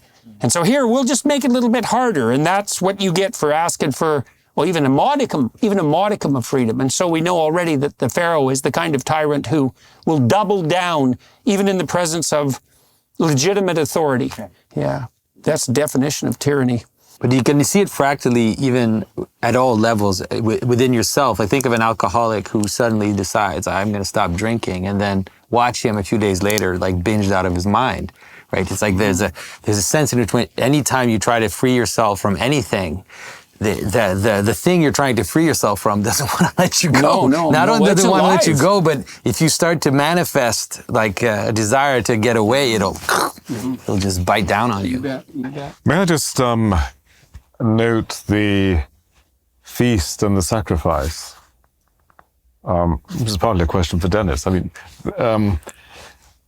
let my people go that they may hold a feast unto me in the wilderness. And then the emphasis that let us go to sacrifice. I mean, these are primordial concepts, the notion of the feast. Yeah, and the combination of the two, right? Yeah. Because it's party and privation at the same time. It's that combination of... Exactly. I once had a conversation with an anthropologist who worked on feasts, because we're the only animals who have meals. And he was working on these ancient sites, I think about 60,000 BC, where there are these circular remains where you can see that our ancestors started to eat together, because our kin in the rest of the animal kingdom, chimps or whatever, they do not look at each other when they eat. They certainly don't show their teeth to each other, and it's very hierarchical. So the alpha gives the food to the others and to the females, whatever. So this idea of the feast, the meal, eating together. It's communal. Oh, yeah. Communal. Well, it's so interesting watching little kids. You know, when my daughter was like under 2, I would sometimes just as a joke take her dessert. And often she would shame me because I'd take her dessert And then I'd give it back and she'd say, here, Dad, you can have it. I'm thinking, oh God, kid. She stopped doing that at about 3. And that was interesting too, because there was a developmental transformation that's typical. But one of the things that's absolutely, utterly striking about children, it's miraculous in some sense, is that they're really good at sharing food. And it's so deeply ingrained into us that, and part of the reason I've thought about this anthropologically and biologically is like, we weren't really big enough predators to be that successful against mammoths on our own. But 20 of us, we could take down a mammoth pretty well. We probably killed all of the mammoths in North America and in the northern, what is now the Soviet Union. It's pretty good for, naked apes. But the problem with a mammoth was what, are you going to eat the whole thing? You can't really store it. And so what we learned to do in some real sense was store our excess hunting store in the bodies of other people. And that was the best way to do it. It's like, well, even if you're a great hunter, when you go out with your crew, you might not get an animal. Someone else might. No matter how good you are, you're not 100% successful. But if there's 20 of you, one of you is going to be successful just about every time. And so if you share the food, what you're really doing in the most fundamental sense is you're placing a moral obligation on someone else to share their future food with you. And it's preservation of food in the most fundamental way. And so it's so paradoxical too, because what it means is that we learned that if you share food, which is a sacrifice, right? And that's another thing to think about in terms of the relationship between feast and sacrifice. Whatever you're eating, I don't get to eat. That's a sacrifice. It's like, well, yeah, but it's a sacrifice. It's so interesting. It is the sacrifice that brings plenty to everyone. To give up your food to others is the sacrifice that brings plenty to everyone. Can we talk about, there's an aspect of this ask to me that seems not in good faith. And I have a question if this is just my reaction or... I think there's trickery afoot. So part of this is first of all, Pharaoh said, sure, no problem, go for 3 days and come back. It doesn't seem like that would have been a sufficient answer to not incur the wrath of God. And the second thing is if they're going to go off out of the reach and they're slaves, what's to say that they would come back? Like, it's a very odd request. I think it's to show that even this minimal request would not be okay with Pharaoh. But the minimum request is not made in good faith. Right. It's to okay, well, because theoretically... that's not their final Because God goal. says, I'm going to take you out and put you into the promised land. So if That's they what went that's for the 3 point. days and came back, then it would be okay. Then they could stay as slaves. That's why it's not fully in good faith, I think. Well, I think the But it might. It's an interesting point. So you think that it might have been the only request that they were making? Well, I think partly what's going on here is that Pharaoh is himself being tested about whether he will true himself to the principle of all reality, to God. And the answer, of course, turns out to be no, he won't. And a lot of what's going on in these chapters is the demonstration of the sovereignty of the principle against the resistance of Pharaoh. And so, the story could have gone differently. That is to say, Pharaoh could have said, hey, you know what? I totally get this whole thing that you're revealing to me. I get it. Right. I've been out of line. You know what? Go ahead. That would have been a different story, of course. That's not the story we have. Leave it to Blackwood to be a Pharaoh ally. I'm not a Pharaoh ally. I'm saying the story is such that what we can't assume it's bad faith, because what we know is what Pharaoh actually does, and he's judged on the basis of what he actually does. But his heart is hardened, and we also know we'll that... get to that. We'll get to that. I But that also brings up the issue. Well, Jonathan, It's super interesting because the Pharaoh is trying from the beginning to reduce Israel to potential, to reduce them to slaves that serve Egypt but don't have their own identity. And now, like Moses is saying, the God of Israel has shown himself to us. Like, that's pretty threatening for Pharaoh. It means that the thing that holds you together, the thing that makes you exist as a people, like the God of your ancestors is back. And it's like, no. not happy. That's right. I don't want any of that. I don't want you to celebrate that God. Because you celebrate that God, it means that you are going to bind as a people. You're going to have an identity. I don't want that. I want you to be a bunch of riffraff slaves that do whatever you want. Sure, but there's not. But what I'm saying is that it's not bad faith to want to do that. And Pharaoh's being judged for his refusing to allow that to happen. So I think really what's going on, it's like Jordan says, do not lie. right? Not because, I don't know, God will punish you in some kind of external, like butler or, someone out there is coming in to just, externally make your life difficult, because why shouldn't you be able to lie? No, but because lying is wrong because it pits you against the very nature of what's real and true. And so good luck with that. And I think this is what's going on with Pharaoh. So you don't think that, because the thing is that if you understand that this is also, this whole thing of Israel and Egypt is a big repetition of Abraham going to Egypt and lying to the Pharaoh about his wife, and now you've got, so that he can get out of trouble, now you've got the same pattern here. So it's hard not to see that there's something of trickery afoot. I also love how we've attributed "do not lie" to Jordan. That's great. That's my highlight. It's just Jordan's explication of the commandment. I've just made it popular. Did you not make again. that up? Did you come up with that? Bring back not lying. Are you saying that's in here somewhere? It's a terrible thing to have to bring back. It's like, remember this rule? But God's also made clear that He's going to lead them out of slavery. Not that He's going to lead them out for a 3-day party. It's not like it's a.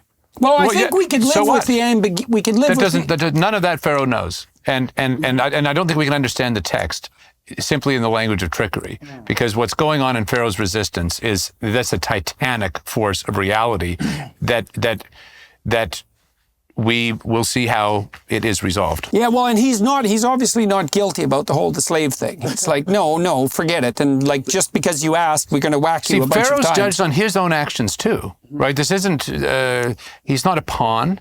I mean, he's an agent in this story. But he's in Egypt, he's God. Right.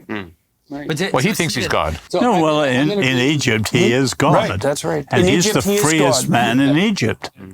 So then I'm going to bring you all the way, because you're a Christian, I'm going to bring you all the way to the New Testament, which is that trickery in the land of the stranger can reestablish order.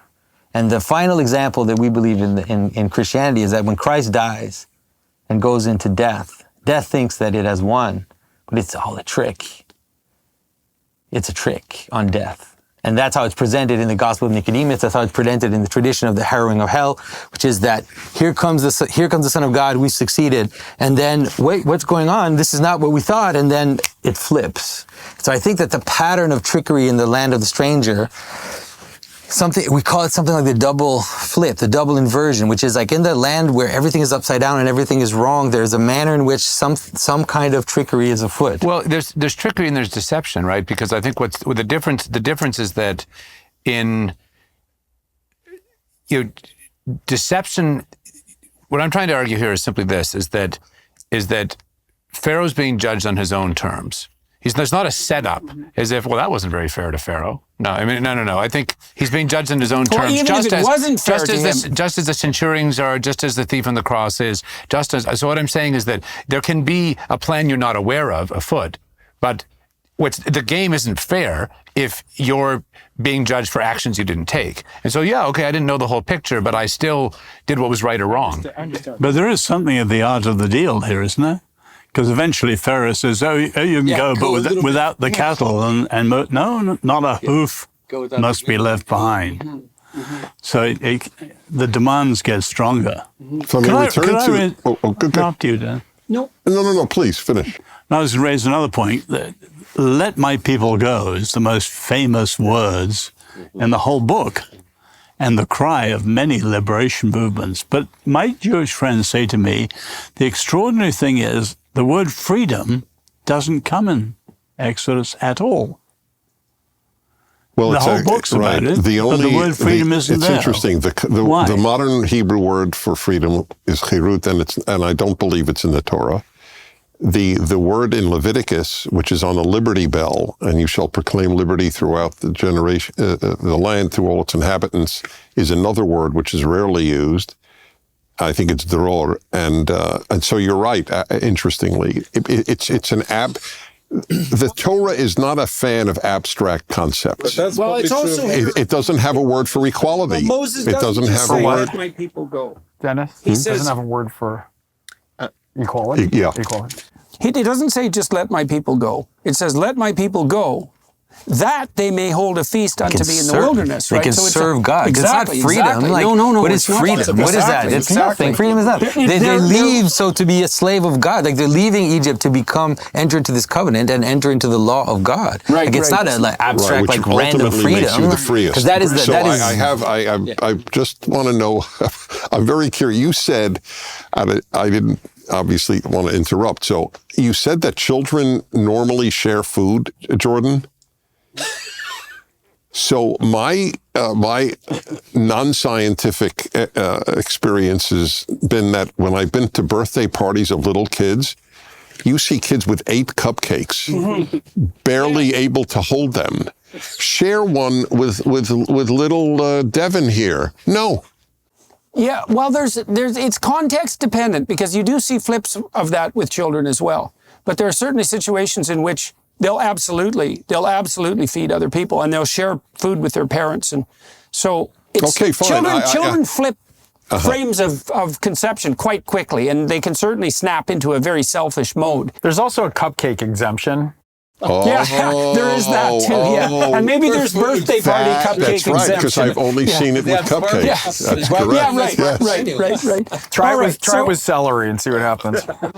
Just a very quick interjection. I mean, over this notion of freedom, I mean, even with an abstract philosophical instrumentarium that you find in, say, Greek, if you look at the origins of that abstract vocabulary, it often has a social background. So that the origins of, say, the concept of freedom in ancient Greek philosophy has really to do with whether you're a slave or free. So you still have social obligations if you're free. You're a citizen then, rather than a slave. Well, yes, but the concept of the abstract concept of freedom has etymological roots in straightforward social status, actually, which you still.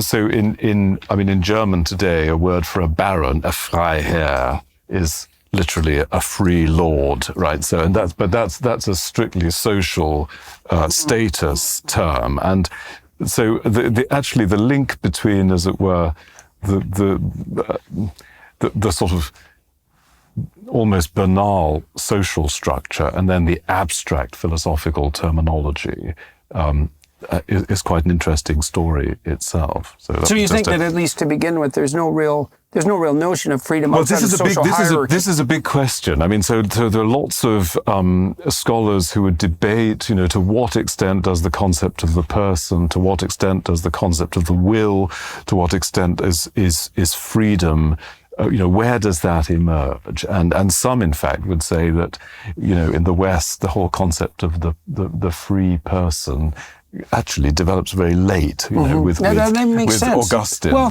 you at least see here that it's sort of like Dennis, your conception of how you came to God is through the back doors. You come to freedom through the back door here. We don't know what freedom is here, although we do know it's associated perhaps with having a feast to God in the wilderness, but we know it's not slavery. Right. That's so good. The negative is fleshed out, but not the positive. Okay. So, by the way, since you have forced me to say what I just said earlier about the lack of conception in the Torah of these words, equality and freedom, and this will blow my Christian friends' minds. I don't think love as a noun appears in the Torah. Love as a verb, definitely. The Torah cares how you be. It's really not an abstract instrument. This is how you behave. Doing. And I have totally, as a Jew and as a human, internalized that.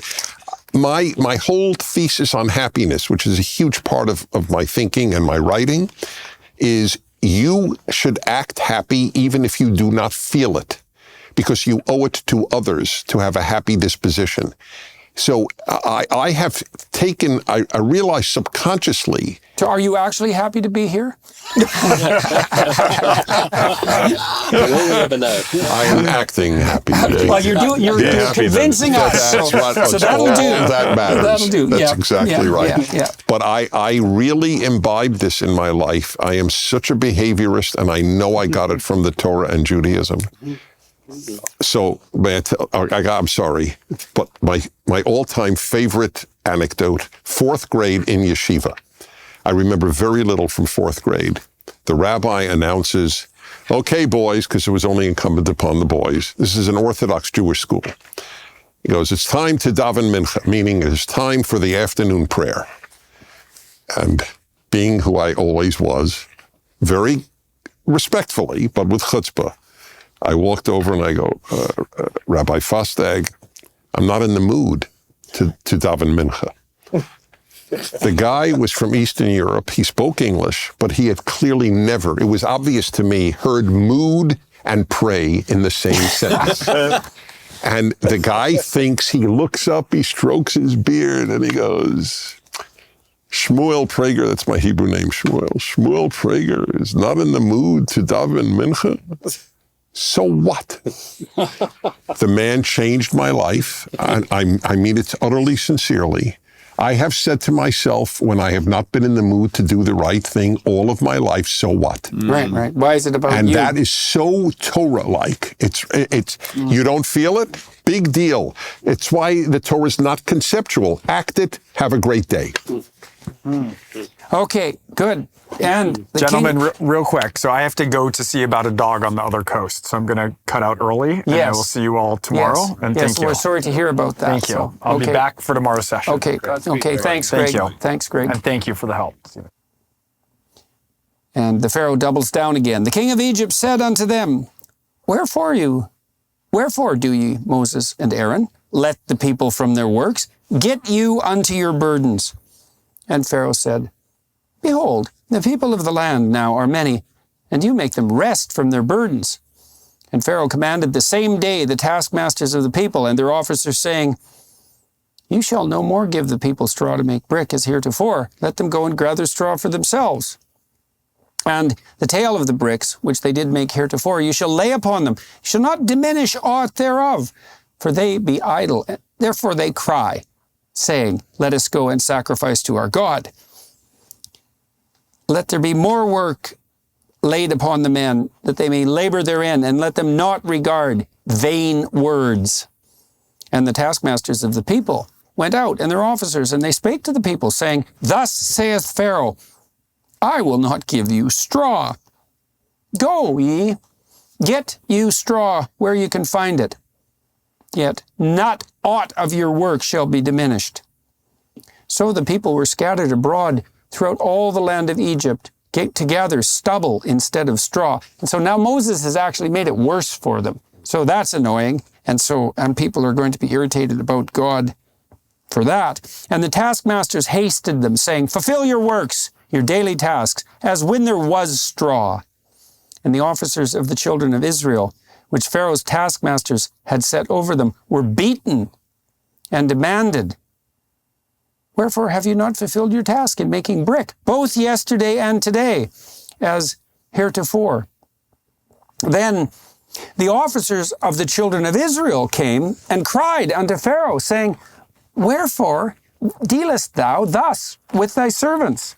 There is no straw given unto thy servants. And they say to us, Make brick. And behold, thy servants are beaten.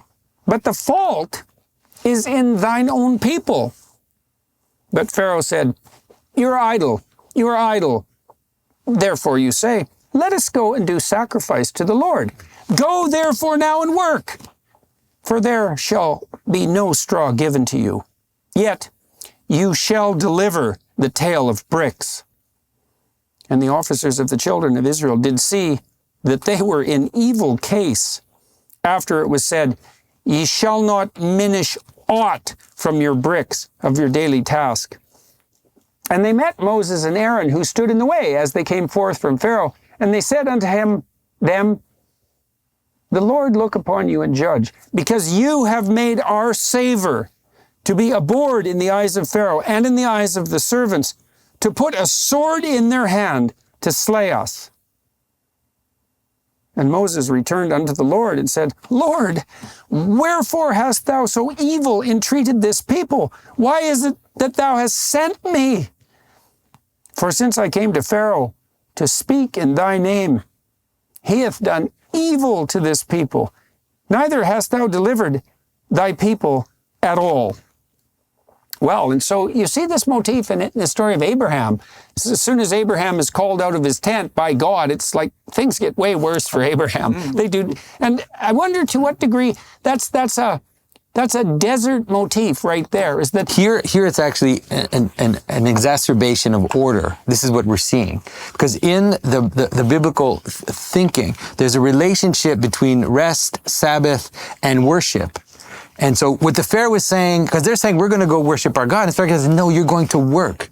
No Sabbath for you. It's all order, all the way down, all the time. Civilization, like the negative aspect of civilization. You will work nonstop. You will not rest. Instrumental orders, you're saying. well, they're being reduced to agents of instrumentality. Okay. And so you can really see the danger of like absolute systematization, absolute order, where there's no place for the private. There's no place to hide from the big brother's eye, which is there's no feast, there's no rest, there's no hiding. It's order all the way down. This is the 1984 idea that like there's no place for anything else but the system. But that's a kind of totalitarian order here, right? Yeah. Which is precisely what's overturned by a greater order.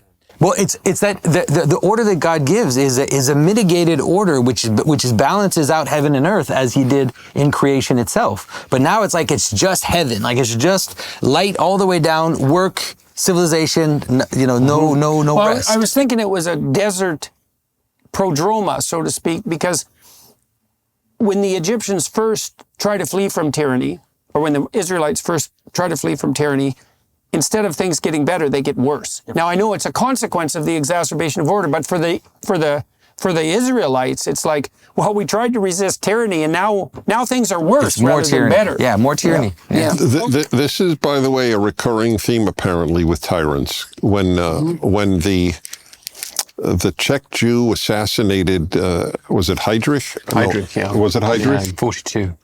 And the Nazi official Heydrich, and so Hitler ordered all the men of that village, Lidice, right, in what was then Czechoslovakia, to be murdered. Tyrants double down. They double down. That's right. If I can get cruel enough, you'll finally give in. Well, they've already. This is partly why the Pharaoh's heart is hardened. If I've already convinced myself that I'm right, and the farther I've gone in convincing myself that I'm right when I'm not, the more price I have to pay if I admit that I'm wrong. And so at some point it gets to the point where it's much easier to double down than to think, oh my God, I'm Hitler. Like, who wants to think that? Who wants to realize that? And at some point the realization is so awful that there's no way that you can manage it. So I think you made the point. I think this was touched on earlier, or I dreamt about you, but something that, taking it completely away from tyrants and evil, just in normal life, it's very common for people caught in something to double down. Yeah, exactly. Wasn't that said yet? Was that said yesterday? Possibly. So this is yeah. Yeah, well, and the more tyrannical you are, almost by definition, the more that's but likely just to be the even case. in a normal day, the guy's caught having an affair, and instead of saying, I'm so sorry, this is awful, he doubled down with his lies and keeps attacking her. Well, you don't trust me? What kind of wife are you? Yeah, right. Well, you see this with politicians all the time, too. They get caught with their hand in the cookie jar, and then they say, well, no, I didn't do that. I couldn't do that. I'm not that person. And then often they get in more trouble. What they say is, I'll give you a cookie. Yeah. That's the worst. They often get in more trouble for the doubling down than they would have if they would have just said, well, I screwed up. I'm an idiot. Right. We had a politician in Canada who was Premier of Alberta for a long time, Ralph Klein. And Ralph had a drinking problem, and he had a lot of flaws. But people really liked him because he was one of these shipwrecked vessels, It's like Ralph would just say, oh, yeah, I'm such an idiot. I'm trying to get better. Like, he got his bachelor's degree when he was Premier of Alberta because he hadn't had one, and he went to university while he was Premier to get his bachelor's degree by correspondence, you know? And so he was a guy who could say, yeah, you know, I'm stupid and I'm tyrannical. Sorry, everyone. You caught me. I'm dumb. And then he was Premier for a very long time, and people liked him a lot. They kind of felt he was one of us. We've got flaws too, man. So That's an he didn't double down. Interesting He didn't story. double down. So then the Lord said unto Moses, we're in Exodus 6 now. We're in Exodus 6 now. Then the Lord said unto Moses, now shalt thou see what I will do to Pharaoh. This is the catastrophe of doubling down, right? It's like, and it's weird that God hardens Pharaoh's heart. You think, well, what's God up to? Well, God is in some sense responsible for everything, so you can't just hand wave that away. But the tyrant doubles down, and that's a consequence. And there's going to be consequences. I saw this in my clinical practice all the time when people double down, is that they made things worse very, very rapidly. So, now thou shalt see what I will do to Pharaoh, to the tyrant. For with a strong hand shall he let them go, and with a strong hand shall he drive them out of his land. And God spake unto Moses, and said unto him, and that's a justification to Moses. Moses says, look, I got in a lot of trouble, following your orders here, and it's a lot worse for the Israelites. No wonder they're complaining. And God says, you wait. The Pharaoh's not just going to let you go. He's going to insist that you go. You're going to have a victory that's even greater than the victory that you would have had. And God spake unto Moses and said unto him, I am the Lord, and I appeared unto Abraham and Isaac and Jacob by the name of God Almighty. But by name Jehovah was I not known to them. And I've also established my covenant with them, to give them the land of Canaan, the land of their pilgrimage, wherein they were strangers. And I have also heard the groaning of the children of Israel, whom the Egyptians keep in bondage. And I've remembered my covenant. Wherefore say unto the children of Israel, I am the Lord, and I will bring you out from under the burdens of the Egyptians, and I will rid you of their bondage, and I will redeem you with a stretched out arm and with great judgments, and I will take you to me for a people, and I will be to you a God, and you shall know that I am the Lord your God, which bringeth you out from under the burden of the Egyptians. And I will bring you unto the land, concerning the which I did swear to give it to Abraham, Isaac, and to Jacob. And I will give it to you for a heritage. I am the Lord. And Moses spake so unto the children of Israel. But they hearkened not unto Moses for anguish of spirit and for cruel bondage. And the Lord spake unto Moses, saying, Go in, speak unto Pharaoh, king of Egypt, that he let the children of Israel go out of his land. And Moses spake before the Lord, saying, Behold, the children of Israel have not hearkened unto me. Behold, the children of Israel have not hearkened unto me. How then shall Pharaoh hear me, who am of uncircumcised lips? It's a reference to his inability to speak there. And the Lord spake unto Moses and said, and unto Aaron, and gave them a charge unto the children of Israel, and unto Pharaoh, king of Egypt, to bring the children of Israel out of the land of Egypt. And it came to pass on the day when the Lord spake unto Moses in the land of Egypt, that the Lord spake unto Moses, saying, I am the Lord, speak thou unto Pharaoh, king of Egypt, all that I say unto thee. And Moses said once again, Behold, I am of uncircumcised lips. How shall Pharaoh hearken unto me? So Moses is in a hell of a conundrum here, because he's convinced the Israelites in some sense that he's a legitimate agent of God, and then he bearded the dragon is his den and faced the Pharaoh, and the Israelites were in trouble before, but now they're really in trouble. So now they won't even listen to him, and hypothetically they believe him. And God still says, yeah, well, go talk to the Pharaoh again. It's no wonder Moses is rejecting. It's like, really, this didn't seem to have worked so far. And now back into the fray. So Exodus 7. Well, can we Yes, please, go right ahead. I remember hearing whatever you call it as a Jew, a sermon we would call it, but they're pointing out that incredible passage in Hebrew, and I don't speak Hebrew, Dennis does. It starts, I am the Lord, and then there are 50 words that deal with the past, Abraham, Isaac, and Jacob, and then I am the Lord, and 50 words dealing with the future, and then I am the Lord. Is that right? That's fascinating. And it's heavenly, what you call it, a chiasmus, where you have Yes, but I didn't know the 50-50. That's fascinating. 50 Hebrew words and the great I am the Lord.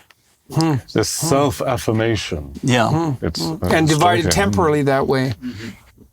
And he says, you know, but by my name Jehovah, Yahweh, I was not known. Right. And see, And a lot of Christians what's going on there? Why misunderstand is that? Because Yahweh comes 160 odd times in Genesis. I know. It's So, It was written by Moses, right? At least according to the tradition, it was written by Moses. I know, but clearly, That it might have been a revelation of the time of Moses that was put back into knowing, like, oh, it's like we have now the highest revelation of something which has, of someone or a God that has been revealing himself to us until now. And now we have, Now we know it's Jehovah? We know the well, name. there's another possibility, and that is the name was known, but the meaning was not. and now what you've The all meaning been was saying. just given at the now- burning bush. There was no meaning to God's name before. But now you'll see it Okay, in so action. there's new attributes of, well, Yes. look, You're going to know in We know what it action. actually is. well, experience. that makes sense because the Bible is revelatory, and what that means is that what's being revealed is the nature of the Spirit of God, and so with each progressively progressive story, revelatory. absolutely, with each progressive So now you know what it story, you know means. more. Yeah, definitely. Well, and that just continues with each. I mean, it's so true from a narrative sense that the Bible is a sequence of revelations of character. It's like, well, who's God? Well, first of all, he makes order out of chaos. And second, it's the order that's good. And then he's the spirit you walk with when you're unself-conscious in the garden. And then he's that which prepares Noah to batten down the hatches. And now he calls you to adventure. And each of those is, oh, that's what God is. Then those things are really qualitatively different. And it's even a miracle that you can, in some sense, see them as a unity, right? And say, oh, all those different things, those are the same thing. Well, what is that? Well, I guess that's what it is. That's where we get it here. All those things that have already been revealed are now shown to be a manifestation of the cardinal principle of being itself. Yeah. And that's, Right. I mean, you see it because before, like, God is constantly revealing himself with all these names, like all these different names, different aspects of God. And then we get to this revelation of God as being itself, or the ground of being itself. And I think that's hinted at in the text also. Because you see, before that, it's like Abraham called upon God with this name, and then he called upon God with this name. And so they have all these different names for something which is revealed. Like, I'm not saying they didn't think it was the same, but I'm saying that in this revelation that Moses has, it all comes together. Well, but And then they receive the land. but It's you like would there's think, something too, related to that as well. If we think about this anthropologically, if all these fragmented tribal groups going back a tremendous amount of time, each had a god, and to some degree, their association with that god was a pointer to what was transcendent, and then the tribes unified. Then there was all these multiple names of God. You see that in the Mesopotamian creation stories, because Marduk has like 200 names, and each of those names is a different aspect of Marduk, but each of those names was a separate tribal god.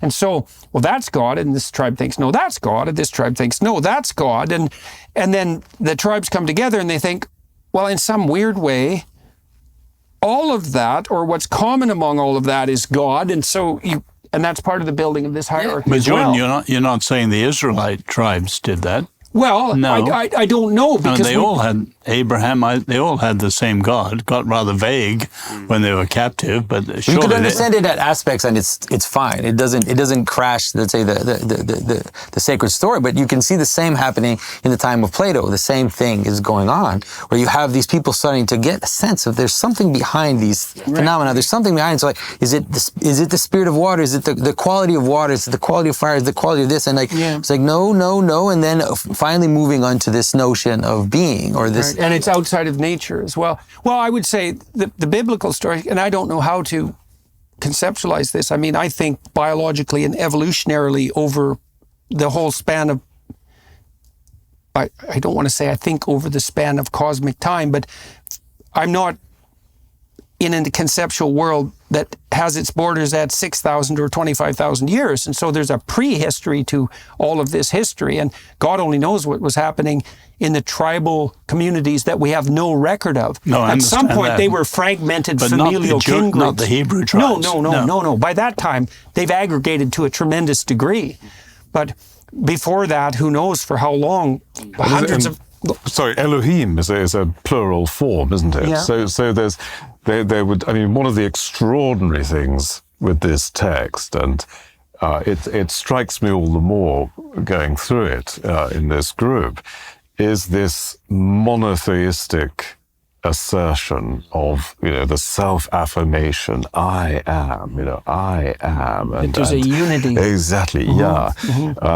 But there's clearly, obviously, at one level, the surrounding nations, all with their gods, and presumably some sort of ancestral memory, perhaps, of a period, and indeed the continuing temptation to forms of idolatry, so that this has to be reinforced. Disintegration.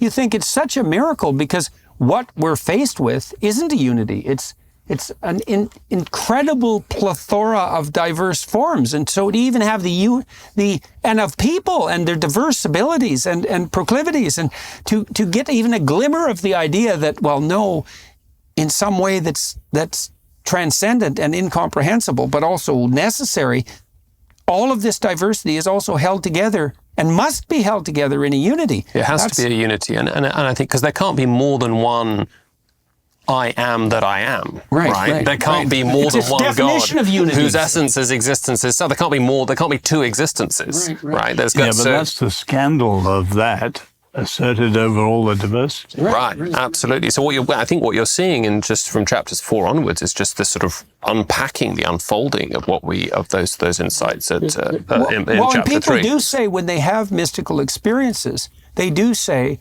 that they get a direct apprehension of a pre-linguistic unity, right? That it's like the scales fell from my eyes and I could see everything in its totality, one thing, the oneness of everything. But you could put that, as the Easterners do, into a Buddhist framework or a Hindu framework, and that would be different. Because that's a monism or a pantheism, whereas this is monotheism. God is separate from creation. Well, there is that element and yet creation is completely dependent upon God. Him, and so monotheists still, they're always having to try and tread this tightrope between monism and dualism, because we want to say that creation and creator are actually distinct. That's just absolutely crucial. There's God's being and then there's borrowed being, right? It's being there's participated being of creation and unparticipated being of God. No, I agree with you. But you're almost saying as if we have to say it this way, otherwise, our thinking goes wrong. Right. Whereas what you're saying is what the Bible says is so, reveals to us. When you look at concepts of the Holy Mountain, like the Greek pantheon, and you think of gods like Zeus, who ruled over the Titans and who was, in some sense, an emergent monotheistic god, do you see Zeus as merely a god of nature? Do you see a glimmer in that, at least, of the idea that there's some transcendent unity that's outside the natural order? Well, I think there's a reaching and a groping toward that. Yeah, but this is But different. Zeus is a revolutionary god. Zeus is not the same as this. The pagan pantheons, the cosmogony in particular, is presented as a series of revolutions. And so there is within the pagan sphere, there is what like Christians and many monotheists later will have this idea, the rebellion of the angels, that is that there are multiple gods, like there are multiple principalities, but they try to take their power from above. And so Zeus, Saturn castrates his father, and then Zeus takes power from his own father. There's this there are cycle. hints of it. I mean, if there are hints of it in Greek polytheism, if you think of the Iliad, which is really the foundational kind of theological text for ancient Greece, you've got, Zeus is both a kind of capricious, henpecked husband, but he's also, there are flashes, I think it's just right in the first few lines of the Iliad is this Dios de teleato boula, that the will of Zeus was accomplished through. So there's this idea that the whole of the Iliad is sort of fated, almost as kind of a providential, monotheistic providentialism. Yeah, you could say there are glimmers. And the Neoplatonists tried to make Zeus into something like... Well, this brings us actually to... It's ambiguous. Yes, I mean, there's the question in a sense that, again, this is slightly off topic, but the big question that Gibbon is asking, right? I mean, about the fall of the Roman Empire, the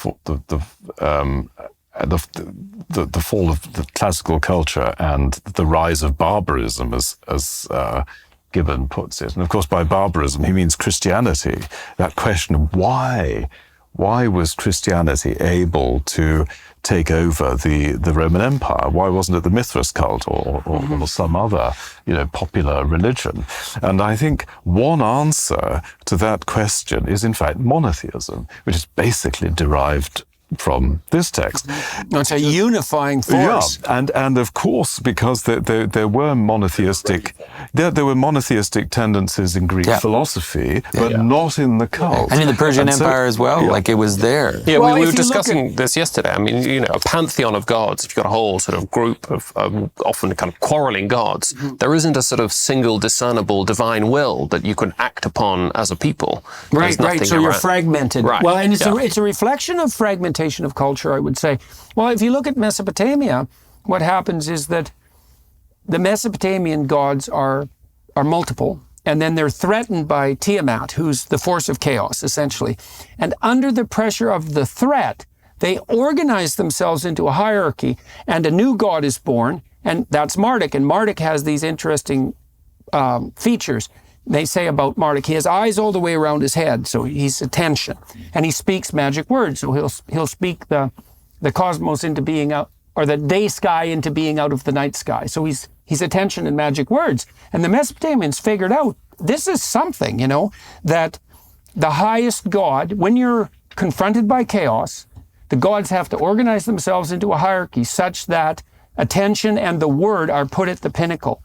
And then the Mesopotamian emperor was charged with being a good Marduk. He had a moral duty to do that. And at the New Year ceremony, they used to take him out of the city and strip him of his emperor clothes, and the priest would slap him with a glove and say, repent. How did you not pay attention and speak properly this year? How were you not a good avatar of Marduk? And then the emperor would have to say, well, here's all the reasons I wasn't good. And then they would in a ritual, they would reenact the battle of the gods and the triumph over Tiamat and reconstitute the cosmos. And you can see a real yearning towards monotheism there, and also that revelation of something that's quite close to the notion of the word, right? Because Marduk is definitely a master. This may be a bit far-fetched, but listening to you, it struck me a kind of forerunner of Hobbes's Leviathan.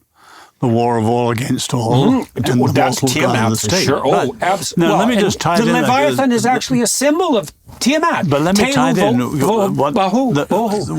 What Stephen said earlier struck me deeply. Here you have this totality of Egypt, and only a higher, stronger, greater totality can answer it. You said something like that. Now, that will be the future of humanity as we get more totalitarian. Well, it's so interesting. And this is why monotheism, properly understood, will be the only thing able to stand against the world of Xi Jinping and so on. Well, it's so interesting, too, that the monotheism here in this particular story, which is partly why we're concentrating on this story, it's a monotheism in the service of those who wrestle with God being necessarily free on ethical grounds from tyranny. And so the monotheism is in service of that freedom from tyranny, properly understood. And that's partly what makes it not a tyrannical monotheism in and of itself. I wouldn't say monotheism in the service, 'cause then you get to the celestial butler almost. I'm kidding you. Oh, okay. But, well, all right. So then but more than... in other words... That reveals itself in that is a better way to say it. As you have it here. Right. That's right. It's an outrage for a human made in his image to dominate any other human made in his image. And so freedom is an essential of that vision of God. Right. Well, that's quite the vision of a unifying totality. It's not a tyrant. Absolutely. It's the thing that but not monotheism in the freedom. Service of anything. Right. Right. I'm kidding you. No. I spoke improperly. It's because God is that which calls you to the freedom. And there you go. And enables, insists upon it. reveals itself in. Right. By the way, Douglas mentioned. Oh, I'm sorry. It's a quickie. You mentioned Elohim is the Torah word, biblical word for God, the universal God, Jehovah, of course, the way the Israelites would know him, and it's in the plural, and many people know this, but it's very important, and this a lot of people don't know. Every time Elohim is used in the Bible, it is with a singular verb. Hebrew has singular and plural verbs. So just know that. There is never any hint that Elohim, that God, the God of the creation, which is Genesis 1:1 is Elohim, it's Bereshit bara. In the beginning, bara is created in the singular. It's not bar'u, they created. It's bara, created singular. Despite the fact that the name is plural. It's just like the word fish. Fish is singular and plural. But so you could say, I have a fish and his name is Jerry, right? Right. But I have fish and their names are. But if you only have fish with the singular, the fact that it is even a plural term is irrelevant. I think it's a plural term because it was the way of saying this God encompasses all that is godly and all gods. That's my own theory. I have no idea that that is true, but just important to know there's no compromise. There's compromises with monotheism on the part of the Jews in the Bible regularly, but not on the part of the Torah. One thing, I know we're not going to read through these genealogies here at the end of chapter 6, and these are the names of and the sons of and the sons of, but I do want to make a point about them just quickly, because we're talking about about the unity and its relation to the particulars. And you might say, one of the challenges of life is how do you interpret the chaos of experience, right? And Jordan, you've talked about this a lot, how narrative is a way of fixing the endless multiplicity of, the being itself into a way that we can interpret it and understand ourselves. And memory is necessary to narrative, right? Because if you don't have any history, you have nothing with which to interpret the world. You don't have any knowledge, couldn't even recognize yourself in the mirror without, a memory of what you look like. Nothing holds together at all. And so one of the things I think is so interesting with this genealogy, right, is that what it's doing right here is giving us the genealogy of Aaron and Moses. It really ends like they're born of these people who were born of these and these. And it actually turns out that if you do the math here, that, Aaron and Moses, who are brothers, very interestingly, there's something like the great grandsons of Levi himself. And of course, Levi is one of the 12 sons of Jacob or Israel. And of course, he is the grandson of Abraham himself. And so what you have in this is being established actually quite economically. It sounds long. A historical continuity that takes Aaron and Moses all the way back. It's only a few generations to Abraham himself and God's covenant. And so at some level, what I think this book is creating in that section, but which it is doing at a larger level in Exodus itself, is creating a kind of history, but you could call it maybe a kind of memory of redemption, a narrative frame within which, it stabilizes so that we can hear and understand and indeed enter into the story. The ancestral world. Could I add to that? What I learned from the Jews, above all, Dennis, is, Rabbi Sachs, for example, says, if you have any project that lasts more than a single generation, you need schools and you need history. Otherwise, you don't have transmission. And that's incredibly practical today. America used to have public education, and the public's collapsed. The American Republic is literally suicidal. The transmission's broken down. Yeah, well, when you can't trust the agents of the state with your children, that's an indication of the breakdown of trust in the most fundamental way. Yeah, but the very story about America was thrown out. Right. Well, you need uniting stories, That's clearly, exactly because right. otherwise we're not united. That's how it goes. And if we're not united, then we fight. Well, and we're anxious. the united story given today is actually suicidal. Yeah. We're united in an awful past. That's right. We're united in our guilt and nihilism. Yes. And is it not linked to monotheism? Because, I mean, there's a narrative, as it were, a counter-narrative to monotheism, which links monotheism directly to violence, right? You find this in the Enlightenment. You find it quite recently. There's a distinguished German Egyptologist, actually called Jan Assmann, who quite explicitly links monotheism to exclusionary violence, right? And so, of course, the thought is polytheistic societies, they are much more tolerant, right? Because, of course, but this is... Well, to me, it seems that the insistence at the moment is something like this, that the central animating spirit, certainly of the West, is Satan himself. I mean, I really mean that. That's what it looks like. It's like, well, it's all tyranny and power. And it's all hell that we've produced. And there's nothing but oppression. It's like, well, who do you think's in charge here? Exactly. What case are you making here? And that's the case that seems to be being made to me. I think at least it's the spirit of Cain. The accusation is the spirit of Cain has been in charge all along. And all your protestations to the contrary are merely rationalizations on your part for your fundamental drive to power and oppression. And that's the servitude we need to be let out of. Right. Well, of course. And maybe the whole bloody thing should be brought down because of it. I mean, that's the claim. That's certainly, is that not the Marxist claim? As far as I can tell. And everything that exists should be destroyed. With the postmodern notion that there's no unifying grand narrative, it's like, well... What I mean is that claim is precisely, we're living under the slavery of that claim. That is our Egypt, that claim, out of which we need to be liberated. Absolutely. And find our story, and find the story that connects us together. Yes, well, hopefully we have that's a why great we're story. That's the irony. Returning to the source. That's the idea, right? To revivify the dead father. And so that's hopefully what we're doing, at least for us, in this Exodus exploration.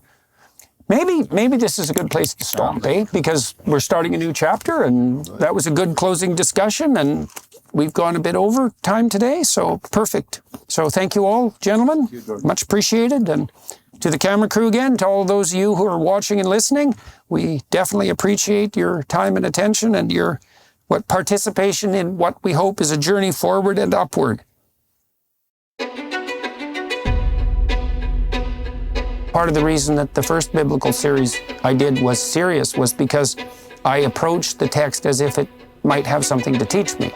Well, the practice of this right now, part of what, like you were talking about, Dennis, earlier, that everything's a miracle. The birth of an ant is a miracle. Like us being here having this discussion, we're increasingly in a culture where our engagement with things is so bifurcated.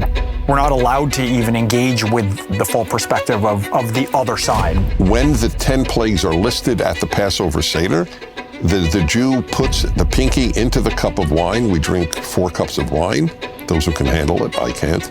And you remove some wine with each plague as your way of saying, I'm not going to increase but decrease my happiness over their suffering.